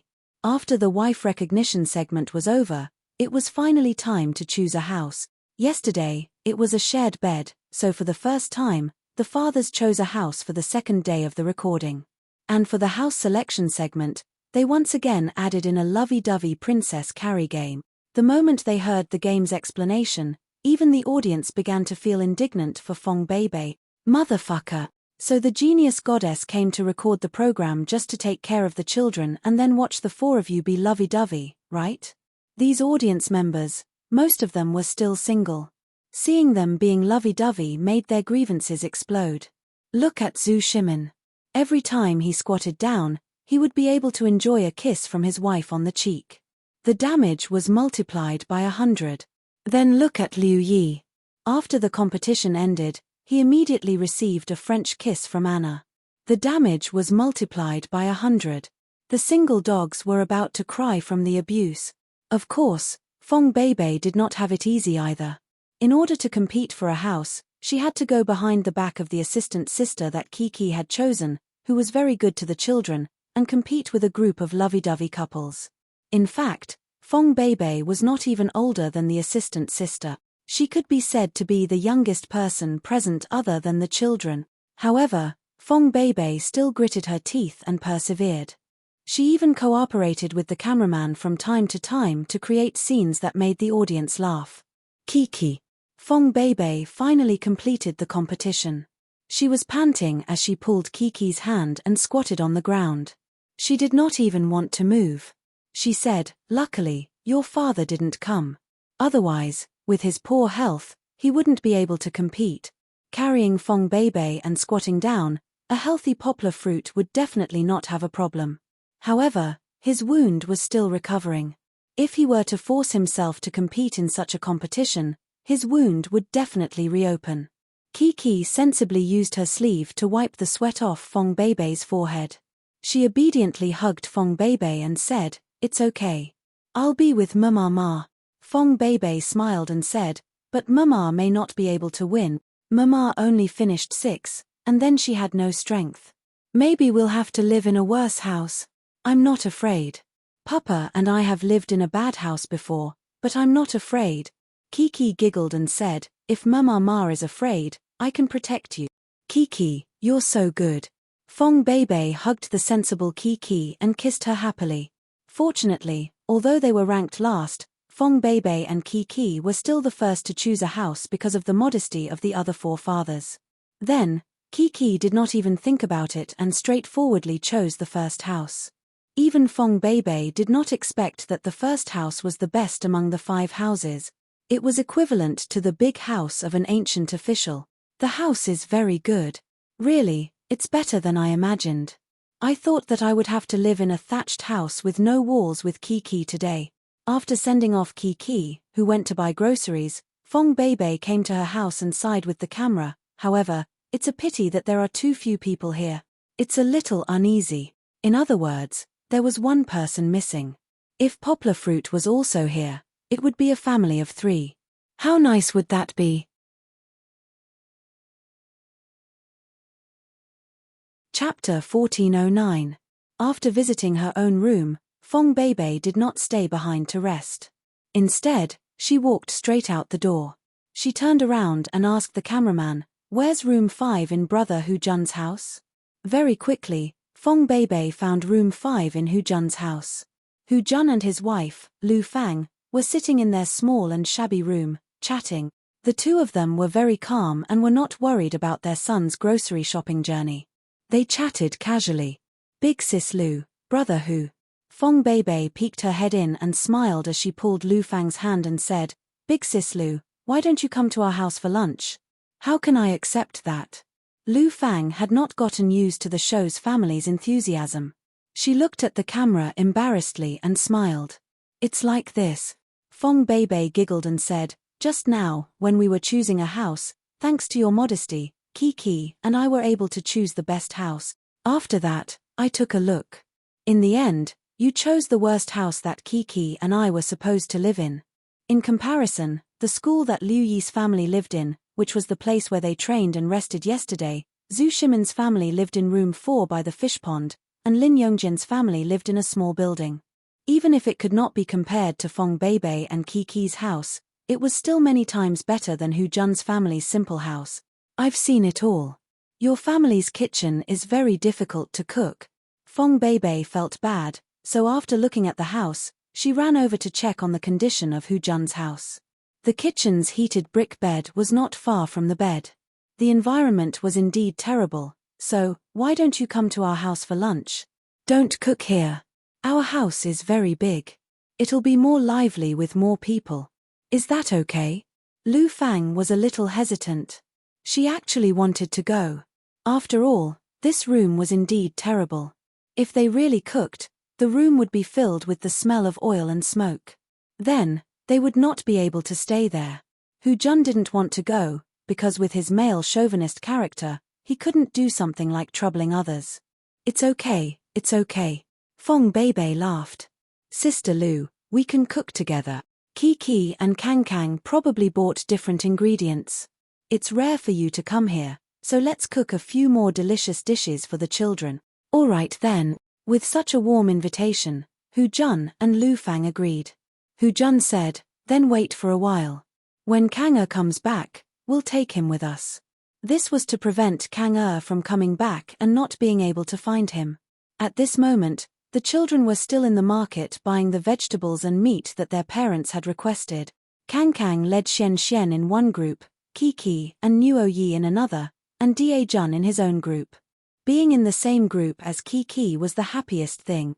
This was not only because of the pink friendship between Nuo Yi and Kiki, but also because Kiki was there. No matter what the adults asked for, the little girl could recite the long menu like the back of her hand. Therefore, Kiki and Nuoyi's grocery shopping process was very smooth. In a short while, they had bought all the ingredients on Kiki's side and a large portion of Nuoyi's. The rest was the portion on Nuoyi's menu that did not overlap with Kiki's. Are we going back now? As the big brother, Nuoyi could only follow behind his little sister Kiki. However, this scene was not out of place, because from the camera lens, it could be seen that Kiki was obviously taller than Nuoyi. In these few months, the little girl had been working hard to grow. No. You still have beef and salad to buy, but I don't want to buy those. So I'll go with you to buy them, then we'll go back. The logic seemed a little complicated, but following Kiki was the right thing to do. The little girl's basket was piled full of vegetables. It was not difficult for her to carry it, but it was a little awkward for her feet.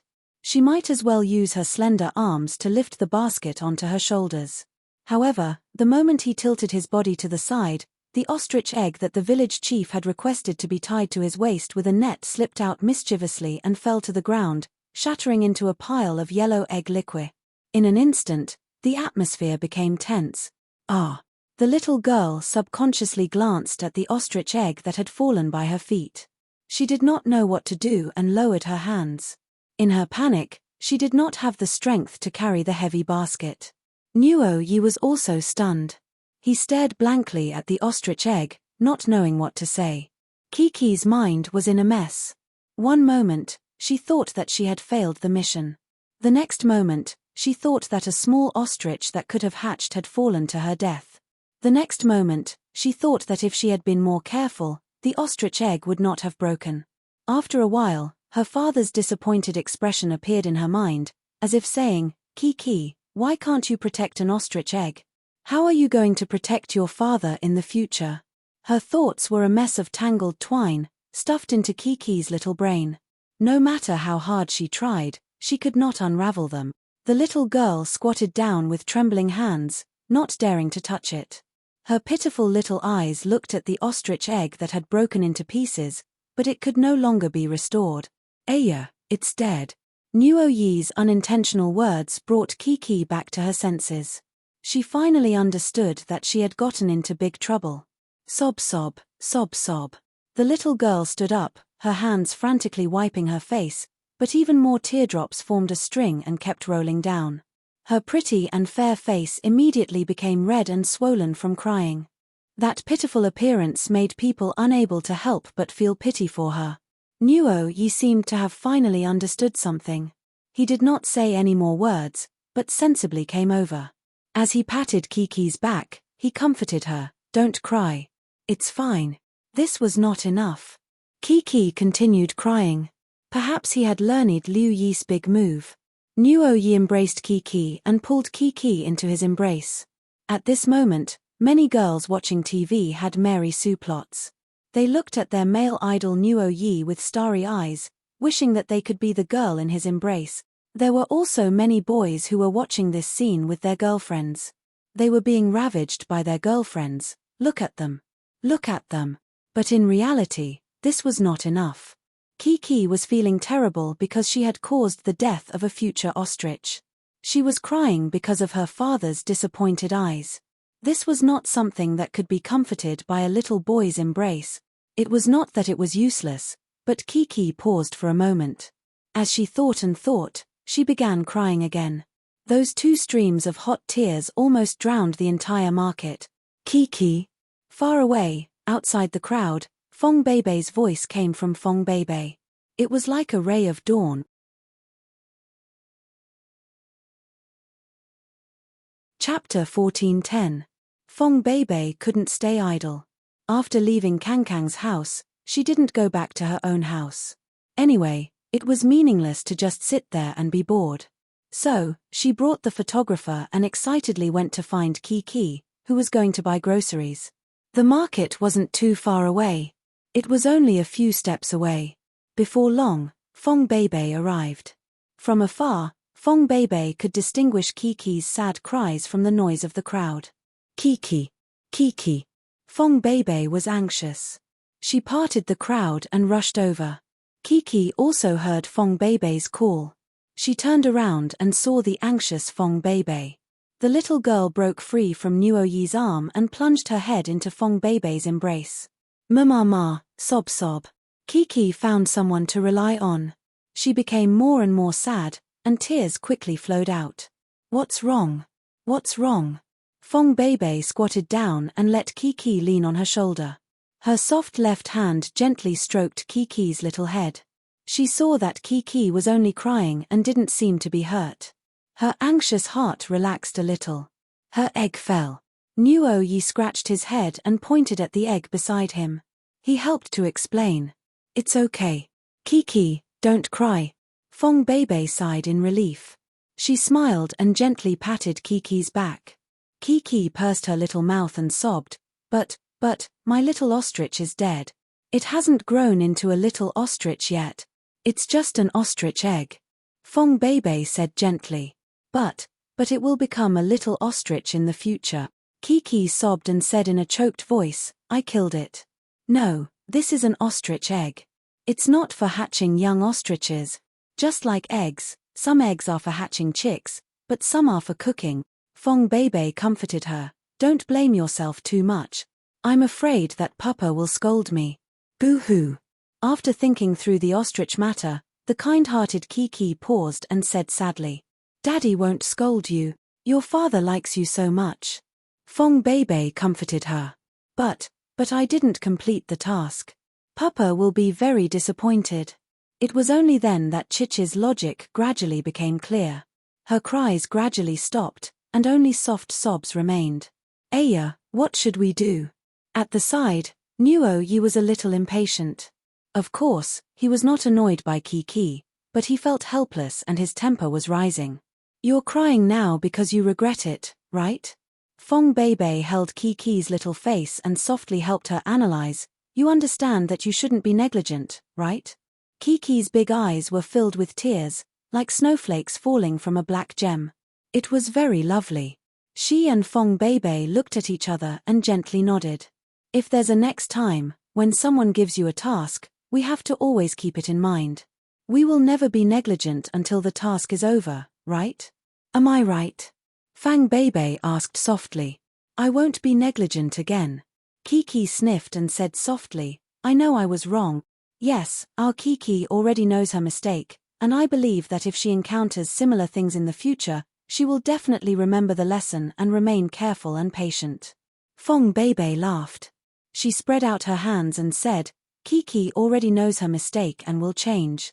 How can your father bear to scold such a sensible and obedient baby? How can your father still feel disappointed? Right. Chichi nodded her head vigorously, her confidence returning once more. The little girl smiled through her tears. She reached out to hug Fong Beibei's neck and twisted it a little coquettishly. She said in a cute voice, I'm not an obedient baby. Mama is Papa's obedient baby. Ahem. Fong Beibei's face turned red. She looked at the camera a little embarrassedly and reached out to pinch Kiki's little nose. She deliberately said with a straight face, Don't spread your dirty linen in public. Don't talk nonsense. Kiki giggled and said, I'm not talking nonsense. The two sisters looked at each other intimately and smiled. They were very close. Of course, Kiki's task was not completed yet. She still had to bring Nuoyi to buy groceries. This time, Fong Beibei followed behind Kiki and accompanied them home after buying groceries. However, Fong Beibei did not help them carry the basket, because this was the children's task and they needed to complete it independently. When they returned home, Nuoyi was reluctant to leave. He wanted to play with Chichi, so he left his parents and little sister at home and didn't care about them. The friendship between the two children was indeed deeper than other children's, especially when Poplar Fruit was recuperating in Beijing. The two families had the most interaction. Anna also frequently invited Fong Beibei to bring Kiki to their house for dinner. However, they could not stick together all the time. Poplar Fruit and Fong Beibei privately discussed this problem. Friends were fine, but there needed to be a certain distance. If they were always stuck together, it would be easy for problems to arise. Hence, Fong Beibei coaxed Nuoyi to go home. She waved her finger mischievously and pointed at Nuo Yi's path home and said, "Do your best, young man. Your future is the sea of stars. Please walk firmly towards your future path." The audience looked at Nuo Yi's back through the television screen and laughed heartily. Although Kiki and Nuo Yi's group had some twists and turns, overall, it was very smooth. Hence, they returned home very quickly. Fong Beibei brought Kiki to wash the vegetables and was about to cook when Hu Jun brought his family over. "Brother Kang Kang." Kiki skipped into the courtyard to welcome them. "Where are your eggs?" Kang Kang asked as she pointed at Chich's stomach, which was only left with a net bag, and asked. Kiki's expression instantly collapsed. She pursed her lips and said, "It's broken." Kang Kang waved his hand and said, "It's okay. Look at mine. It's still fine." Everyone thought that he was comforting Kiki when he said it was okay. Who knew that President Kang Kang would not change his cold attitude and proudly patted the ostrich egg that he had protected so well. "Kang you can't talk like that." Lu Fang laughed unhappily and gently patted the back of Kang Kang's head. There was one more thing that she did not say: "If you talk like that, you'll be lonely for life." However, Kiki had already cast aside this thought. She curiously pulled at the bag in Lu Fang's hand and asked, "Kang Kang, ma, what did you buy?" The young lady was not afraid of strangers at all. She was very open and generous, which made Lu Fang very fond of her. "There's drumsticks, they're all delicious." Kang Kang was excited at this time as he introduced the food. "Kang Kang, you're here? Come, try Auntie's cooking." Fong Beibei tied a scarf and brought out a plate of stir-fried pork.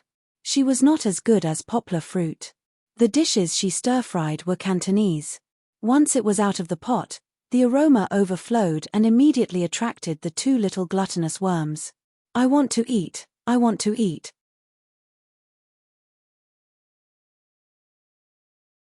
Chapter 14:11. Taking into account the difference in age, Hu Jun in 1968 and Lu Fang in 1969 were twice as old as Fang Beibei in 1993. Even Fong Beibei's parents weren't much older than Hu Jun and Lu Fang. However, it was difficult to judge people in the entertainment industry by their age. From their looks, Hu Jun and Lu Fang didn't look as old as they were in their 40s. On the other hand, Fang Beibei, who was already married, had the mentality of a good wife and mother. She looked young, but her temperament and behavior were mature. This made Fang Beibei and Lu Fang, who had a huge age gap, feel much closer to each other after meeting. Of course, when Lu Fang saw how virtuous Fong Beibei was, she didn't want to be outdone. She followed Fong Beibei into the kitchen. Hu Jun was left sitting alone at the square table in the courtyard. Kiki and Kang Kang were smiling as they knelt on the bench. They wanted to use their hands to grab Fong Beibei's dishes to eat. "Go wash your hands first." Hu Jun was rough but gentle. The moment he said that, the two little guys obediently ran to wash their hands. "This egg isn't comfortable. Can I take it off?"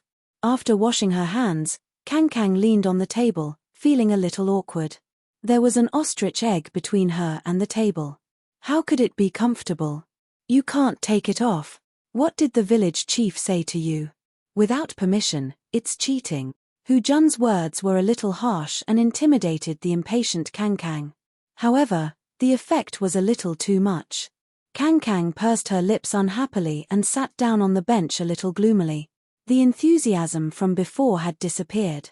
"Brother Kang Kang, let me help you." Kiki ate a piece of meat and her mouth was full of oil. She grabbed another piece and handed it to Brother Kang Kang. Kang Kang raised her head and looked at Kiki. The cold and aloof President Kang Kang was actually not reserved. He was like a cat, throwing a tantrum while eating the meat that Kiki grabbed for him. "My mama's cooking is so delicious." Kiki didn't think it was a big deal. She was so immersed in the food that she couldn't extricate herself. Fortunately, Hu Jun stopped the two little ones in time and prevented them from eating to fill their stomachs. After being busy for so long, it was finally time for lunch. Of course, eating wasn't the main point. Taking advantage of this rare leisure time, everyone sat together and chatted. Lu Fang was more curious about the relationship between Poplar Fruit and Fong Beibei.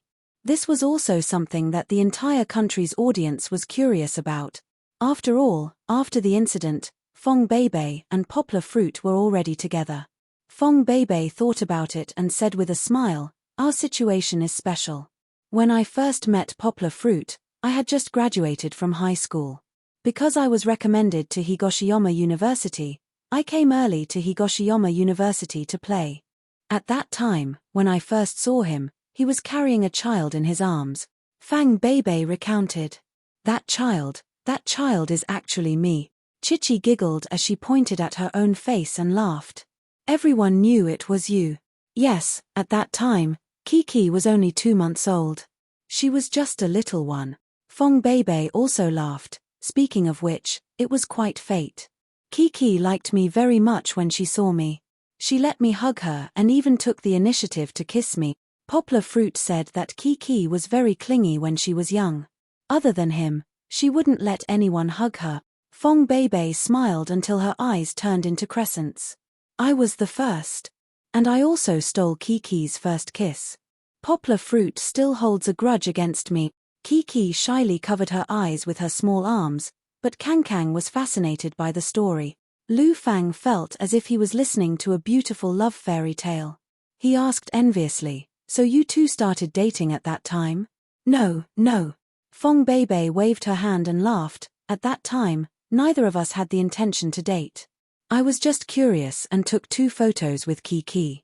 When we left, we didn't ask for each other's contact information. And then, Lu Fang's interest was piqued by the twists and turns. Fong Beibei laughed. "Then, about half a year later, we met again at a stray dog shelter.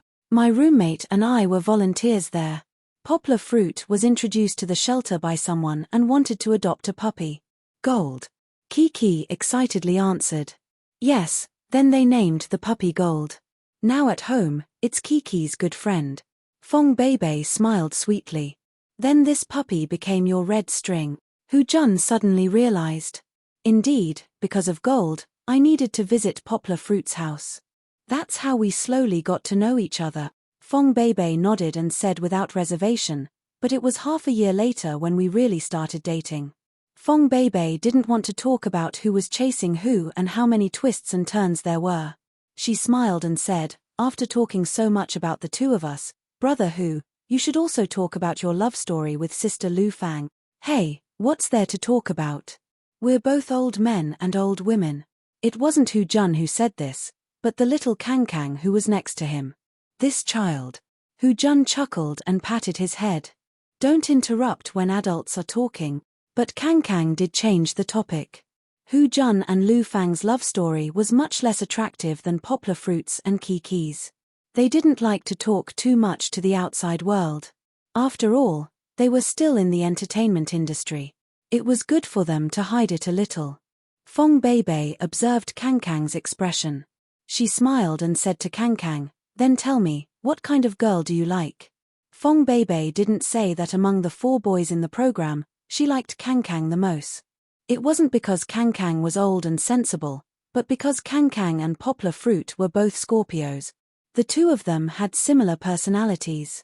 Poplar Fruit and Kang were the kind of people who had their own pride. Relatively speaking, Kang showed off his ability, while Poplar Fruit was a little more reserved and tactful. After all, he was more than 20 years older than Kang. Poplar Fruit usually looked calm and collected. Once he encountered something he cared about, or stood in the field he controlled, Poplar Fruit's aura could crush the world.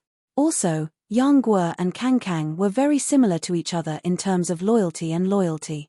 Poplar Fruit's relationship with his friends had always been very strong. For example, Song Jiwen, Fat Dragon, He Wanjua, and so on. For more distant ones, there were also big names like Che and Juan, Teacher He, Alan, Artil, and Beckham. Their friendship with Poplar Fruit didn't involve interests, but even if they were far away from interests, they could still maintain a sincere friendship. This was really rare in the impetuous modern society. Kang was the same. He was also a good boy who valued friendship.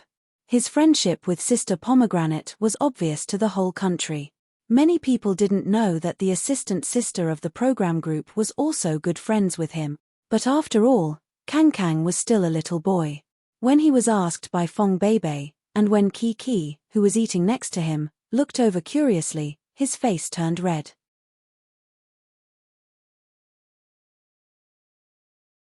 Chapter 14:12.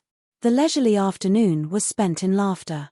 Although Fong Beibei and Lu Fang did seriously ask Kang and Kiki about the girl or boy they liked, the children's childlike answers made these serious topics very interesting. This was because of Kang's surprising words, his unwillingness to play by the rules, Kiki's usual worship of her father, "I like boys who are as powerful as Papa," and Fong Beibei's occasional words to bridge the generation gap.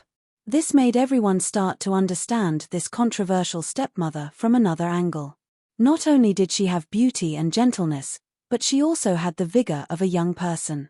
More importantly, she had wisdom that made people's eyes light up. In the afternoon, everyone gathered together and began to play a game. It was also the village chief's so-called family sports day. The sports day was also filled with laughter. Using their faces to break through the plastic film, the guests also went all out for the sake of victory. From another angle, their faces covered by the plastic film were completely different people. Of course, they were also a few hundred times uglier. Playing this game not only relied on strength, but also the courage to not be afraid of being ugly. Although Fong Beibei and Kiki did not win the game because they did not have enough strength, what surprised everyone was that the mother and daughter did not have the burden of being idols at all. Kiki did not need to be mentioned. The little princess loved to be beautiful but did not know how to take care of her image. However, Fong Beibei was a girl in her early 20s. She did not care about her pure and beautiful face being squeezed into a ball by the plastic film.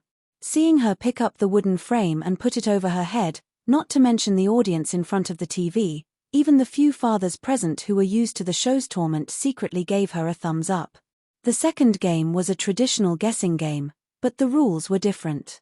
The father was required to use his butt to write, and after the mother understood the word, she had to use her own words or body language to describe the word. In the end, the child had to say the word. This tested the tacit understanding between the families. The competition was very fun. The funniest of all, No Yi, used his erratic answers to make everyone laugh. The other families also showed their mutual understanding. Even if Poplar Fruit wasn't there, Kang pulled producer Xia in and asked him to write with his butt to help Fong Beibei and Kiki guess. Fong Beibei and Kiki had a surprising chemistry. "It's the one that you like a lot when you're bathing." She changed into a different shape and often appeared in cartoons. Fang Beibei explained as she gestured. Before Fong Beibei could finish, Kiki cheered and waved her little hands. I know, it's Donald Duck. Hee hee. Similarly, the two questions weren't able to stump Fong Beibei and Kiki. The mother and daughter were too familiar with each other. Fong Beibei knew that she should use the words Kiki said in her daily life or the things she came in contact with to describe it. Kiki was also able to quickly connect with Fong Beibei's thoughts and find the final answer. Winning was a joyous thing, but it felt like something was missing. Yes, other families were families of 3 or even 4, laughing and hugging each other in celebration. However, Fong Beibei and Kiki were the only family without a pillar of support. Looking at other people's excitement, they felt like they were missing out on a complete happiness. If only Uncle and Papa could come, Fong Beibei and Kiki thought at the same time. Then, where was Poplar Fruit now? He was in the village, in the house less than 200 meters away from them. The screen in the room was flashing. It was a signal recorded by a camera. Poplar Fruit wasn't sitting in front of the screen.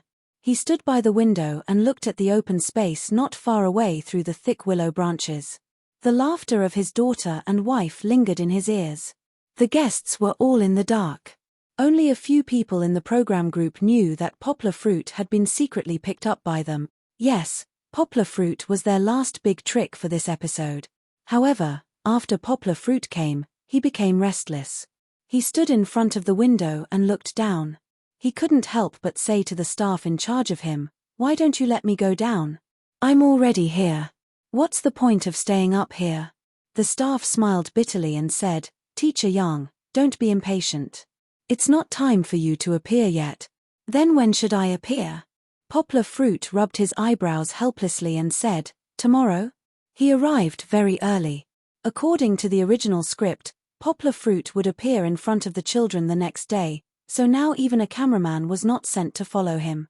Yes, the director said that the effect of your appearance tomorrow is the best. The staff smiled and said. In other words, Poplar Fruit had to stay in this room from the afternoon to the next day. However, Poplar Fruit was restless. His mood was actually connected to Kiki and Fong Beibei. He knew that the two girls he loved most needed him at this time, and he also wanted to be with them. But how can they play the game without me? Don't they still need a father to write with his butt? Poplar Fruit said impatiently. Why don't they change the script? I can suddenly appear here and play the game with them. You really can't. The staff quickly hugged Poplar Fruit's body. He was shorter than Poplar Fruit by a head, so when he lowered his head and hugged Poplar Fruit, his whole body almost burrowed into Poplar Fruit's arm. He begged bitterly, "Teacher Yang, you have to take care of your body. If you really can do it, why won't the director let you appear? We are also thinking about your body." Actually, there was no other way. Poplar Fruit's body had not fully recovered, so it was impossible for him to be too tired. Even writing with his butt might cause his half-healed wound to rupture again.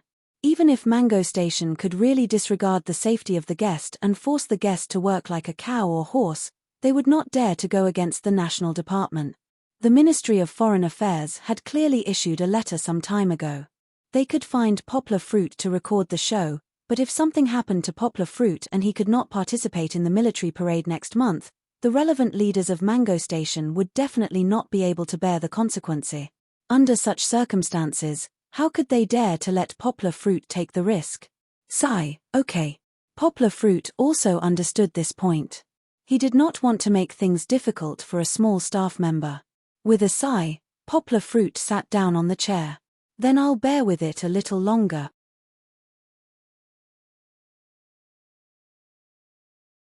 Chapter 14-13. Ever since he was injured, Yang Guo had used his internal strength to nourish the wound and accelerate its recovery. This also caused Yang Guo to need more time to rest than before in order to recover his dantian, which was almost depleted every day. But even so, Poplar Fruit still woke up earlier than the average person. When the cameraman in charge of him woke up, Poplar Fruit had already quietly returned from outside. Of course, he didn't go out to train.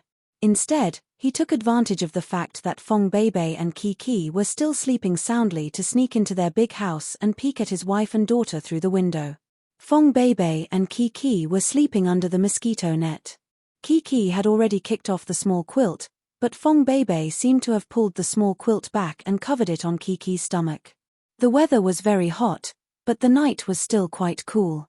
It was better to cover with the quilt and not catch a cold. Poplar Fruit only peeked twice before turning around to leave. He was in a good mood because he could soon bid farewell to the long wait and meet up with Fong Beibei and Kiki. Let's go. After returning, Poplar Fruit, who had already washed up, tidied himself up and smiled at his cameraman. First, they had a simple breakfast. He was the first to arrive at the dressing room. Here, the two makeup artists who were yawning had been waiting for a long time. Morning. It's been hard on you guys to wake up so early. Poplar Fruit entered the door and smiled as he waved his hand. Ah, Teacher Yang is here. The two makeup artists looked at Poplar Fruit in surprise. They were different from my daughter. They usually saw many stars in the dressing room of Mango TV, so they didn't have a strong desire to chase after stars. Even when they saw those little fresh meat that often caused screams, they weren't very excited. But Poplar Fruit was different. Poplar Fruit's handsomeness wasn't earth-shattering. At most, it was the kind of handsomeness that was worth looking at. However, there was a mellow temperament about him that contrasted with his youth. Instead, it was like a book with a fresh cover and rich content. Looking at his shoulders, you would feel very at ease. Looking at his face, you would feel very warm. Then, looking into his deep eyes, you would feel that you would slowly become intoxicated, just like drinking a glass of red wine with a strong after-effect.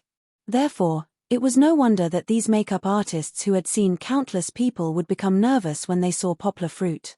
One of them even glanced at the mirror and scratched her hair that was sticking up because she hadn't taken care of it carefully. Ahem, don't just look at handsome guys. The assistant director, who had woken up early, instructed, hurry up and put on Poplar Fruit's makeup. Otherwise, when they wake up later, they'll crash. Didn't they keep Poplar Fruit from appearing because they wanted to give the show a surprise? The makeup artist's expressions quickly became serious. The assistant director's words were like an imperial edict. Who would dare to disobey? They quickly pressed Poplar Fruit onto the chair and used all kinds of makeup on the table. Some of them were even made on the spot and drew on Poplar Fruit's face. Is this the old age makeup?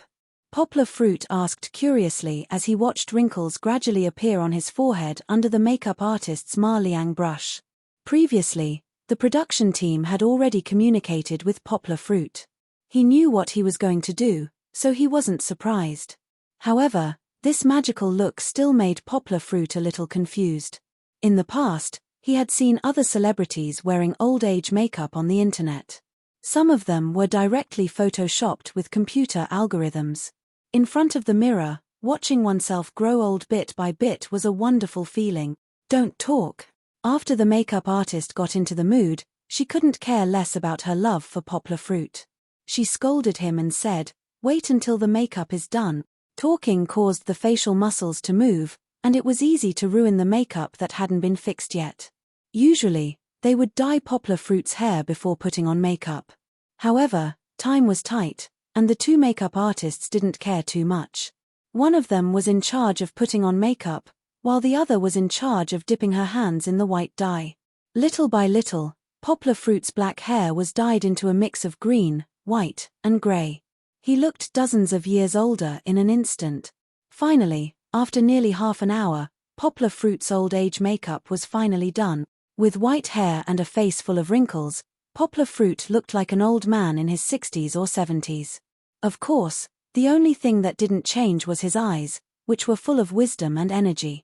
The two makeup artists, who had finished their work, took advantage of the final check step and pulled Poplar Fruit to look around. Poplar Fruit felt that their eyes had inexplicably become a little hot, as if they weren't checking for flaws, but looking at him. In fact, that was the case.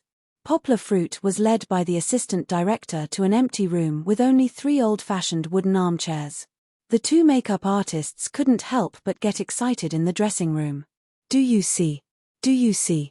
This is Poplar Fruit. Why is he still so handsome when he's old? Yes, yes. Do you see his eyes? They're super hot. Why do I feel that he's even more charming when he's old? Aya, I'm so jealous. If only I could find such a handsome husband for the rest of my life. Ahem. The assistant director, who had just walked out, came back and glared at them angrily. This made the two makeup artists, who were smitten with him, calm down. Poplar Fruit, who was sitting alone in the room, felt that his surroundings were quiet, and the atmosphere was slowly becoming a little heavy. He smiled and said to the photographer, "They just woke up now, right? We might have to wait for a long time." "Yes, it should take more than an hour. Teacher Yang, if you're thirsty, there's mineral water over there." The photographer said honestly, "It's okay. I just can't wait to see them." Poplar Fruit laughed. "I want to see how she looks with her old makeup, and I also want to see Kiki's reaction when she sees us aging." Outside, the adults and children who had already eaten breakfast were separated by the village chief in the name of an activity.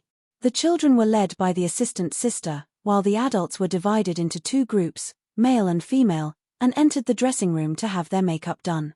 Needless to say, the female group's dressing room was also equipped with clothes. They all changed into Chinese-style kyongsams, and coupled with their carefully designed old makeup, it suddenly felt like Zhong Ailing was reincarnated. Life was a gorgeous robe. Just like when a woman was old, she could still wear gorgeous clothes and be beautiful. However, unlike the other 4 mothers who were full of anticipation for the next phase, Fong Beibei was looking forward to Kiki's reaction when she saw her aging. But more than that, she felt regret. Really, in these 3 days, Fong Beibei had never missed Poplar Fruit as much as she did now. She missed the man she loved so much. They said that they would slowly grow old together. But why weren't they together this time? Fong Beibei's heart was sour and blocked, and she felt like crying.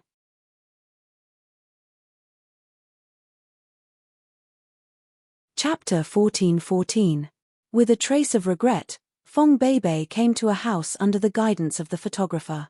She turned her head and asked with a smile, "Is it here?" The photographer nodded and said, "Yes, just open the door and go in."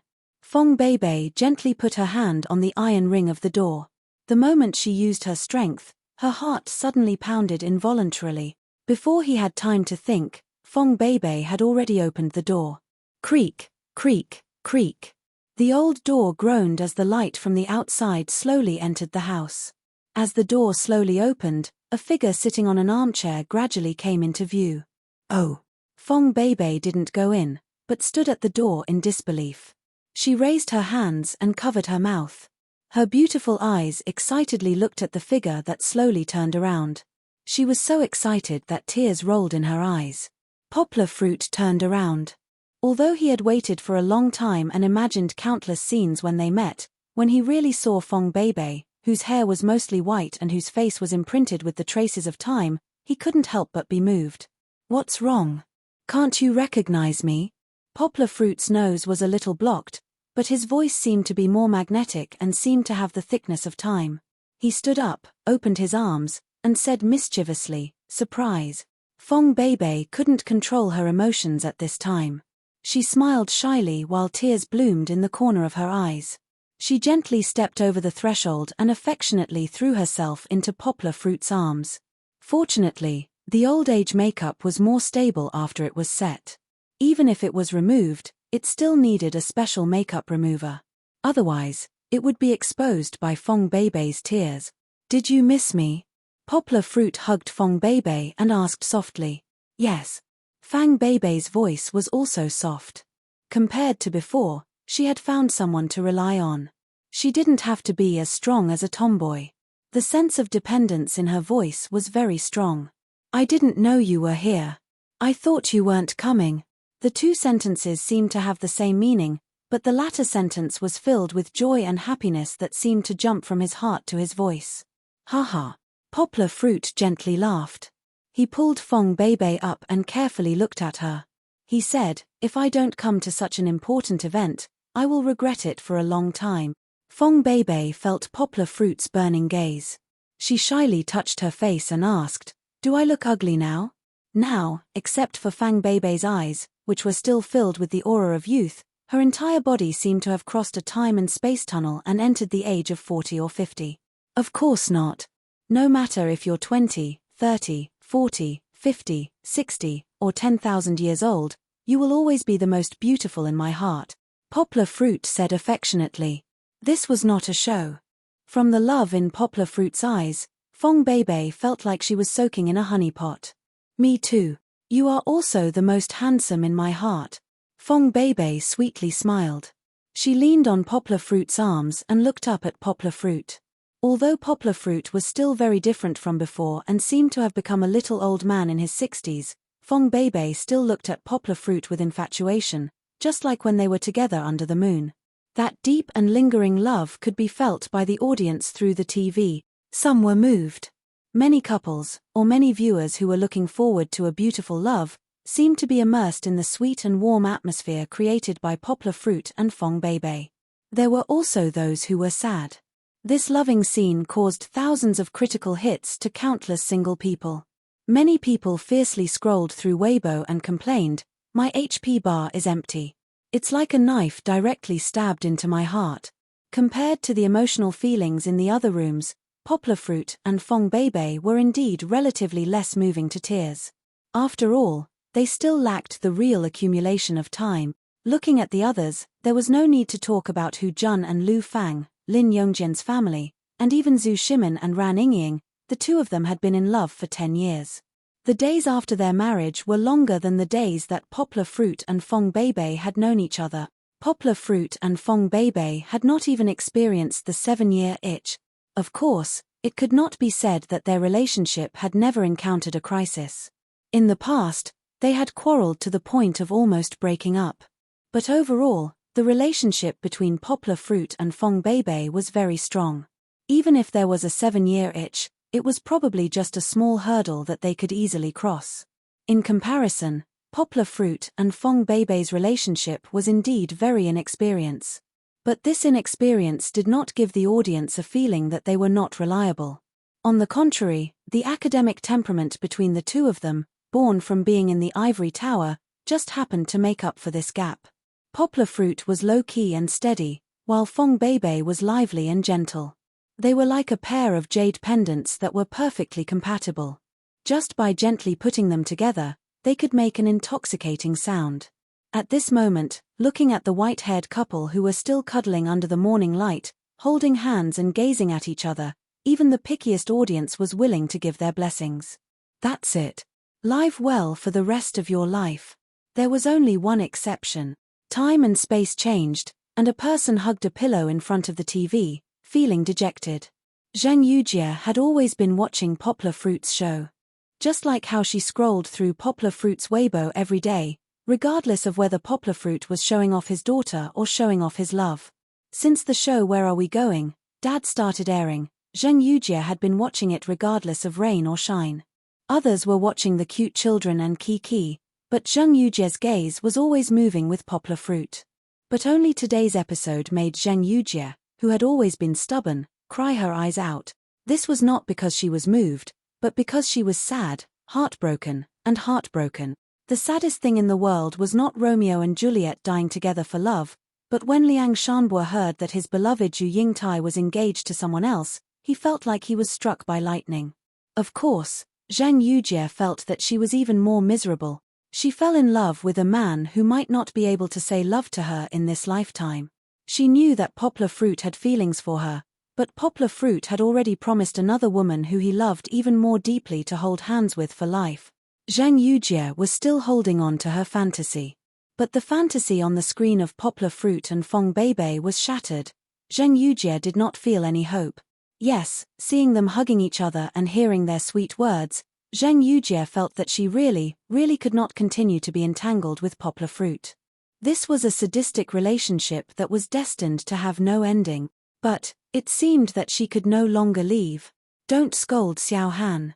Zheng Yujie's scenes are not over yet. Really.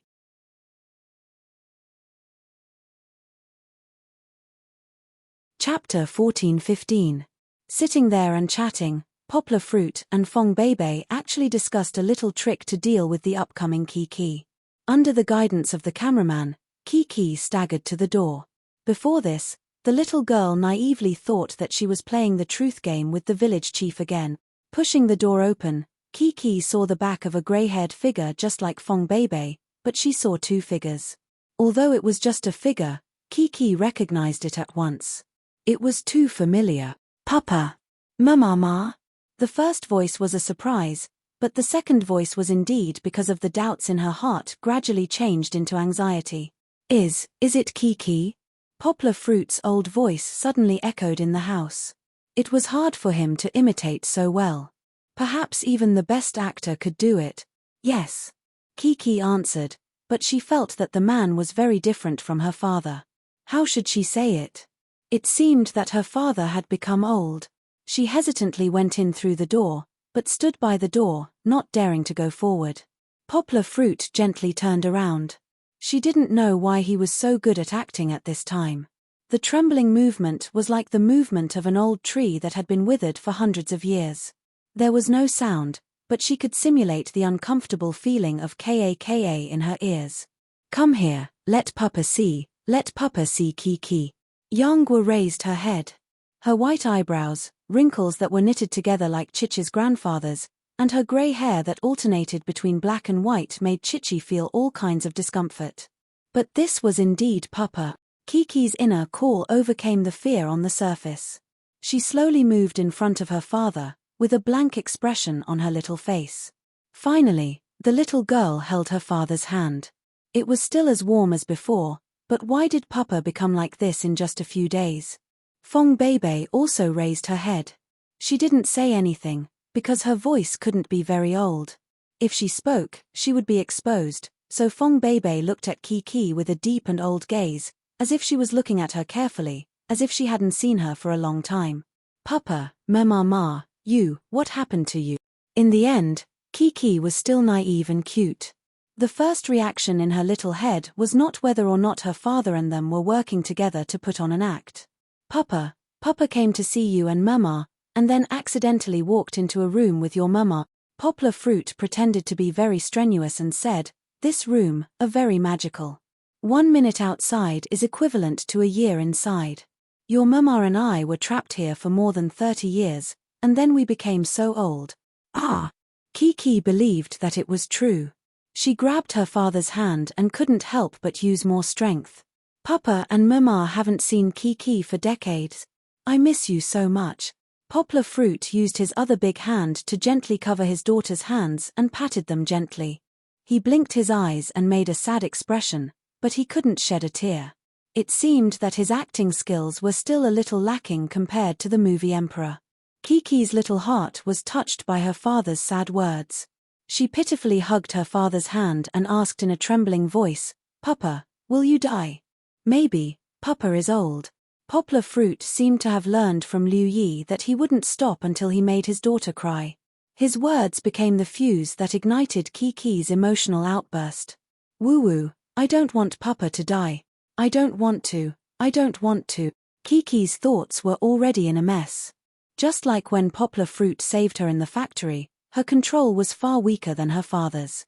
She hugged her father's arm and cried with snot and tears. Seeing the little girl's sad appearance, the audience felt so distressed that they couldn't help but scold Poplar Fruit.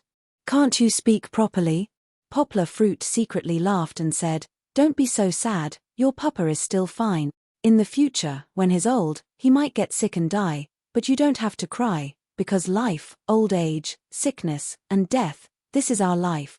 Fong Beibei secretly patted Poplar Fruit's arm and looked at Poplar Fruit reproachfully, as if to say, "That's enough, don't cause trouble." Kiki violently shook her head. She felt so uncomfortable that her nose was blocked. She sobbed and said, I don't want Papa to die. Papa is dead, what am I going to do?" Hearing this, everyone's heart ached. Kiki, who had relied on her father since she was young, couldn't imagine not having her father by her side. In fact, she had experienced the time when she was kidnapped and Poplar Fruit was seriously injured, but at least Poplar Fruit was still there, so there was still hope. Fong Beibei's tear ducts were shallow, so when she heard the little girl's voice that sounded as if the sky had collapsed, she couldn't help but tear up. "No, Papa isn't dead yet. Can't Papa be with you for a few more decades?" Poplar Fruit quickly picked up his daughter, held her in his arms, and gently comforted her. "When you grow up, fall in love, find someone who can protect you like Papa, and then get married." "I don't want to, woo-woo." Kiki, in her father's arms, shook her little head, and cried, "I don't want to grow up, I don't want to fall in love, I don't want to get married. I want Papa, woo-woo, woo-woo." "You." Fong Beibei rebuked Poplar Fruit with a glare. She moved to the position in front of Poplar Fruit, moved the armchair forward, and sat very close to Kiki and Poplar Fruit. She gently pulled Kiki's little hand. "Kiki, Papa and Mama will grow old, and one day, we will all become like this." Fong Beibei's other hand wiped away the tears on Kiki's face, who was in Poplar Fruit's arms, and softly said, "Then you will become a big girl." "Don't say that you don't want to," Fong Beibei said with a smile.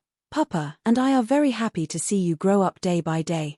Just like how you used to be so small, but now you have grown so beautiful." Kiki's crying gradually stopped under Fong Beibei's gentle voice. The little girl's eyes were red, and her long eyelashes were still hanging tears. "You don't want to see Papa and Mama grow old, and Papa and Mama also don't want to grow old so quickly, but we will cherish every minute and every second that we have together, right?"